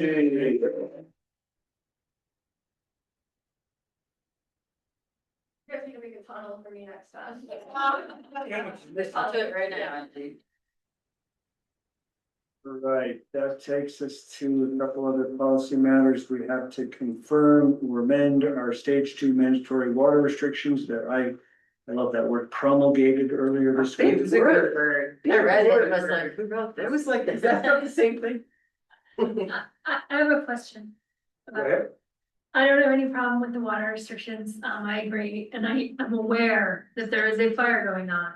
But my question was, I was a little surprised that they wanted to take water out of Lake O because I felt like the other water sources weren't drinking water to anyone, but that's probably a lack of information on my part, and I just wondered. And then I was like, oh, it's probably because of air traffic control, because those jets are coming in, which also didn't happen, so I just was curious. The CIMT just simply doing their due diligence, learning about all the water sources around here, and they reached out naturally, and it's happened before. About our reservoir, Lake Tonawanda, and the ability potentially to dip in there if necessary. So we've had those conversations, and we made known clearly that that's the large majority of our water portfolio. So if you need it, and it's fully necessary, we trust you, but appreciate the being thoughtful. So I'm just, when they heard that, they were like very, very hesitant or resistant to using it in the near term. That's how they fit. And Joseph just said they haven't used it yet. No, they have not used it yet. But the CIMT is using town water for their operations down there, mess hall, laundry, showering, stuff like that. Sure. And dust suppression. And I have no issue with that. I just wanted the information. So thank you. Yeah, they're using a significant amount of our water down at the instant management site, but that's, we're happy to do this. Well, and that's a tap fee. That's it within the town of Ridgway. That's just. Yeah. They're not gonna get it from somewhere else. It's being metered, but I'm not sure how that will work in terms of, will there be potential reimbursement for? We haven't had those conversations, but I think there's potential, but just not on top of mind right now. Yeah. Down the road. So, any other comments or questions on confirming this? Yeah. Going into stage 2 mandatory water. No, I used to happen. I moved to confirm the stage 2 mandatory water restrictions promulgated last week. Second. Motion made and seconded, all in favor? Aye. Any opposed? Most unanimously, thank you. And I do want to say, since Sue Bush is on the call, she strongly dislikes the word promulgated, and I don't want to put her on the spot. I forgot to not use that word. I promised her I would never use it again, and I did. So sorry, Sue. It's probably Yeah. a charter or something. I don't know. Maybe not. Anyway. Now we can all ask her what we It's- see. Yeah, now I wanna know why. It's a funny word. Adopted, you could use that one. Enacted. Enacted, yeah, there you go. It's not even sure it's just some word that's. I'm curious why Sue. I wanna know. Okay. Anyway, item number 18, confirmation or amendment of emergency restrictions promulgated by the town on burning and fires within town of Ridgway stage 2 fire restrictions. Same as today. Any questions on that? No, it's really, all you gotta do is look out the window and know we have to do it, so, You ready? yeah. I move to confirm the emergency restrictions on burning and fires within the town of Ridgway, stage 2 fire restrictions. So. Motion made and seconded, all in favor? Aye. Any opposed? Passes unanimously, thank you. That takes us to written and oral reports. Item number 19 is the proposed schedule for preparation of the fiscal year budget for 2027. Which means the year's almost over. I'm like, oh no. So we're already there. We've got to have Wow. a conversation about those milestone dates for budget meetings. So I'm not gonna highlight everything in the schedule, just put it out yesterday, confirm with Pam and Deb that all the milestone dates in their works for them. And if the point of this initial conversation is, if you don't know for now, not a big deal, this is a living document. But as we get closer, if you have trips planned or other commitments that you can't get out of, or whatever it may be, let us know so we can modify some of these dates. One And, you know, Trish, just for your knowledge, one of the dates that we've modified almost every year is the budget retreat date, which is, That's it's almost still all day, middle school, right, here, yeah. So, we wanna make sure it works for everybody, so. Okay. Um, 17th is one of the kids full week off of school for Ridgway. So I don't know for sure it'll be somewhere we off. Yes. There was time an to do some. attendance, doesn't work either, attendance. Well, and my break is the 24th. Yeah, that's what we're gonna do every. We do this every year. Every year. But I was available the 10th. Yeah. That's Or a why we Sunday. ended up in early October, I think, last year. yeah, we do it earlier. Maybe want to Halloween it? Yeah. I know. We can leave it the 17th for now, I don't know if I'll. 10th for sure out, my parents' 50th wedding anniversary, so. Okay. Well, we'll have this in here every month, Yeah. going forward, so we can. I'm gonna do that. In October. I'm going rafting down the Grand Canyon. So Yeah, it'd be nice, but I won't be. it's hard to come by, you gotta have a permit for that, don't you? Yeah. It's very exciting. Yeah. And so as of now, Preston, am I seeing only one added budget workshop during the week on here, the 19th of 19th. November? Correct. Now, we could always add some if y'all want. I don't know that we need to, but I know last year we ended up having, did we just come early for a meeting? We I added think we did. something. And then the workshop, like the November 19th workshop, you see, we had like in early December, right after the Thanksgiving holiday, just because of scheduling, so anyway, yeah. Okay. But you're right, we did do something before. These are good for me. Yes, it looks I'll be great. here.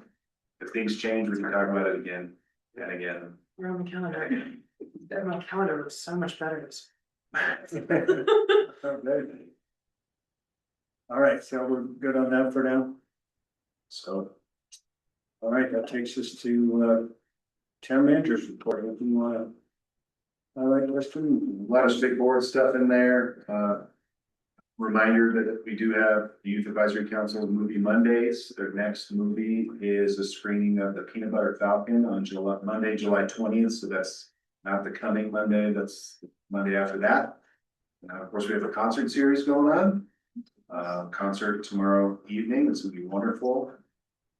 Worked with Deb to modify our agreement with Express Bill Pay so that folks can now pay their bills from their bank accounts through Express Bill Pay. So when using, when using the electronic funds transfer or ACH, there are no fees from the town. So we just made that change. Our drinking water quality report went out a couple weeks ago, several weeks ago before the required deadline from CDPHE. So big thanks to the folks in the clerk's office for helping with that mailing and. Well, I assumed had there been any issues with it, we would have already heard from you about it. So I got it in the mail and thought, oh, this is good, or Preston would have told us. That's correct. That's correct. And the Pond 3 liner project at the wastewater treatment plant was completed several weeks ago, so that's a good deal there. Information about the Impact Accelerator Award, which you are familiar with, and then a couple personnel updates. We have Rachel, our deputy marshal, who has retired. She transitioned out a week or two ago, right, Shane? Yeah, 23rd of last month, so wish her the best. We had a little gathering for her at the staff level several weeks ago before she departed. And then through a number of conversations with Randy Barnes, time public works operator, he has elected to retire at the end of September, which is not that long away. But that is 46 years of public service at the town of Ridgway right there. It's a lot of institutional information that gentleman's head. So we I'm have. happy for him, but I'm sad to see him go, and we need to like download his brain, so. Yeah. And he'll still be invited to the Christmas party, Oh, yeah. Oh. Forever. like forever, huh? That's a lot of I think years. he has an open invitation. Same with Pam. So that, and they have as well, of course. So just giving you all a heads up now, that's coming, so. I'll leave it at that. Happy to answer any questions. I would like to thank you for going above and beyond once again and keeping us really informed when there were a lot of unknowns. And it was really great to get your updates. So thanks a lot. Thank you very much. Happy to do it. And I will say, Antonio was here and John already did a great job thanking Erie County folks, but Antonio and Leo and everyone in the VOC doing all those emergency support functions, it's been really impressive. And the biggest shout out should go to Glenn Boyd for making sure that everyone has been prepared for something like this. So, we just came off that wildfire exercise. So Erie County and all the local jurisdictions have been well positioned to navigate an issue like this. And there's plenty of other people to thank for not doing it justice, but it's just worth shouting out those folks as they continue to work. I want to ask, I know I text each of you individually. If you're feeling like you don't want to hurt my feelings and say, please stop texting me. Now would be a good time to tell me that you're getting your information in a different way. I do not mind that. You're not gonna hurt my feelings, but I will continue doing that. You don't need to send me anymore. I get. Would it be easier for you to just send a do not reply email so you could do it all at once? I prefer the text, but I don't. And that's I what I don't was check my town council email daily or hourly, even. He can do a copy paste pretty easy, but, Yeah, the text was the easiest. That's why. Yeah, text is great. I really appreciate it. I get them all, so you can. So Sometimes you send me stuff that's specific to me, that's great, but anything that you're not at, like the cooperator meeting notes or anything that you're not at or privy to, I'll probably send you, but I'll stop sending other stuff. Yeah, Let me if know. it's in watch duty, you don't need to duplicate, but like, I do like your meeting synopses, it's stuff that's not in watch duty. Yeah. Does everyone have watch duty then? Yes. So that you have watch duty, Yeah. watch duty? It's awesome, it's the best for updating everything. I know you don't have a crystal ball. But the immediate danger seems to have calmed down out there, so we're just gonna wait and see. It's great. We're gonna wait and see. I'm not emergency responder or fire professional, but I think they're doing some really great work. I will say, you've garnered from my texts, the vibe that I get is that the focus is north, like Owl Creek, the West Fork, Cimarron drainage, like trying to get out there and figure out how to contain that thing, the perimeter and stuff. And this is only my opinion. This is recorded so the world could know, but my opinion is that there are no worries about the division Alpha, Bravo, and Charlie areas, which is kind of along the 550 corridor and that buffer coming down Baldy into Ridgway. The vibe is that we have what we need and the work has been done to well position the town of Ridgway. That's kind of what you're getting at. But there's still a lot of activity out there, and that small town over there is working really hard. I'm talking about that camp down there to contain the thing. So I hope that's helpful, but that's me trying to put it in layman's terms because John and I talk about it a lot. They talk in a lot of acronyms at such a high level, almost in a military type of way. It's really hard to decipher and figure out what they're trying to say for the layperson. So that's my attempt at it. It's good. Well, for instance, they keep talking about these firing operations. Yeah. And it's not clear what that is. It's basically, they start their own fires. They burn unburned stuff. Burning. To create, backgrounds and stuff, but they call them firing operations. Yeah. The other night, I think it was probably Sunday night, the entire sky over there was red. And that was all firing. It wasn't, it was stuff that they. Well, it was really helpful that you sent us that update, and I think it went out on the watch. It was on watch. Tell people like, hey, we see there's a fire over there, it's intentional, like it's part of the firefighting process. Right. So that was really good. Good. Well, I will, maybe Trish, if you want to try to maybe look at that app, but if you don't. I just sent her a link. One thing I want to add to, my nephew on the Ridgway Volunteer Fire Department has been laughing and crying about the amount of like water and energy drinks and stuff like that people are delivering by the pallet. They're all sitting on the parking lot. And they don't need any more of that stuff. And so tell everyone that What we need is for people to donate to the funds, the Okay. Erie County Fire Fund, the, Erie County Community or Community Foundation Fund. Where did that originally go out? The thing is, this is something, and Sue's gonna probably chime in too, but this is something you see in just about every disaster, is people just wanna help, they wanna do a thing.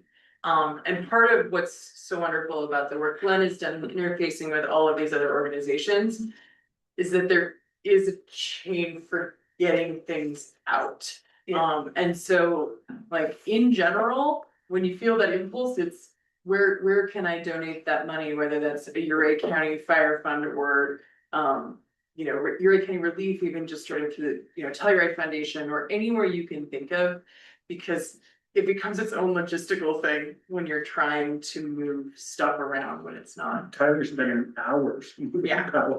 And I get it, and I do understand it, but that's the Somebody, thing. it was in print at some point, that's why I'm just wondering wherever.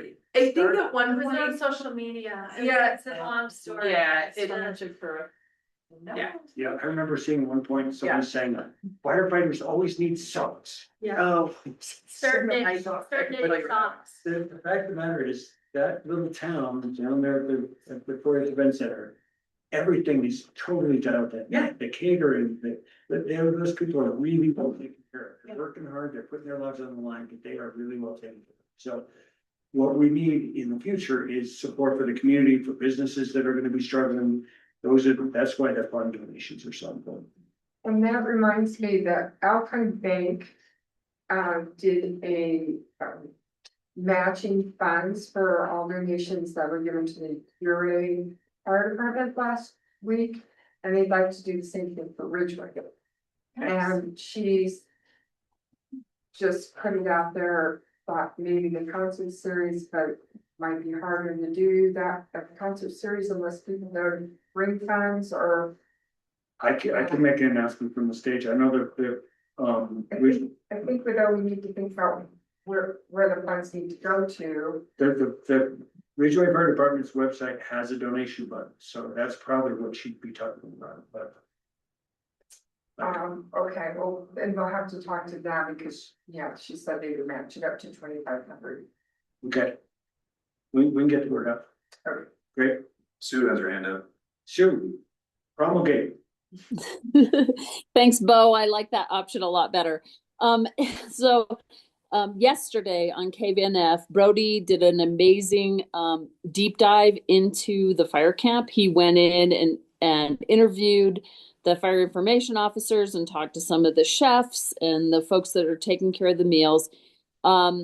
Personal note, my mom used to be on a fire team for the BLM, and so she did all of the logistics like this. So yes, they don't need stuff, and Brody makes that completely clear. It's Western Colorado Community Fund that's going to clearinghouse a lot of this. So other than local donations, that's where the main force of the donations should go at this point. But it's the lead story on the website, and it's really, really good. So.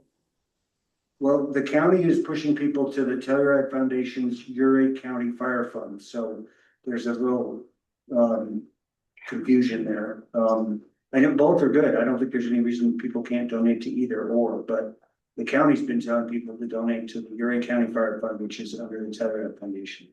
Okay, so and I think Telluride Foundation works with Western Colorado Community Foundation as well. So but the reporting is really great, and one of the things that came out of that report is that there's a little bulletin board down there, and one of the things they really want they post any thank you notes that they get on the bulletin board for all the firefighters, and that section on the day that he was down there was empty. And I think the thank you notes are going to be as important as probably a lot of other things. So we've been standing on the edge of our driveway with our signs out every night as the shifts change. But I think that, showing them our appreciation is front and center too. So thanks, guys. Thanks, Sue. Good point. And how about a banner across that? That's something else I was gonna bring up with Preston is we should do a banner across the highway that thanks. Yep. First firefighters, yeah. Yep. I think the banners should be kept really simple because they're very small and it's hard to read if there's a lot on them. Right. Okay, all good stuff. Anything else for the good of the order? I have something really quick. Yeah, go ahead. I was here a couple months ago talking about the revenue projections last year to this year. And I just wanted to let you know that as I explained to you last time, sales tax receipts run a month behind, but based on February, March, April, and May, last year to this year, we are holding our own. Wow, That's a I thought for sure you would say they were down. That might come at the next report, but that's great. It's really encouraging. Thanks, Ben, that's really Thank you. good news. Also, I'm usually a giant wet blanket about the jokes, but I love a fraction. I do too. I did too. I appreciate it. That was a really good one. Where'd that come from, Wes? I've never gotten a compliment on a joke ever. I do not, I like, that is not my norm, but there's a joke. I think you do compliments if you want to joke. I think so too. I've complimented you on a joke. I have never complimented anyone on a joke. She likes this. I like Teacher this likes one. this. Teachers all like this. Yeah, I did. It's funny. And I forgot to ask about any committee reports or anything like that. We haven't committee reports. I think we're good. I think we're all exhausted. Yeah. I think it's, you give me. Hearing no other business, I will say we are adjourned. You're used to this, you're planning commission. We do, yeah. At the end. Thanks, everybody.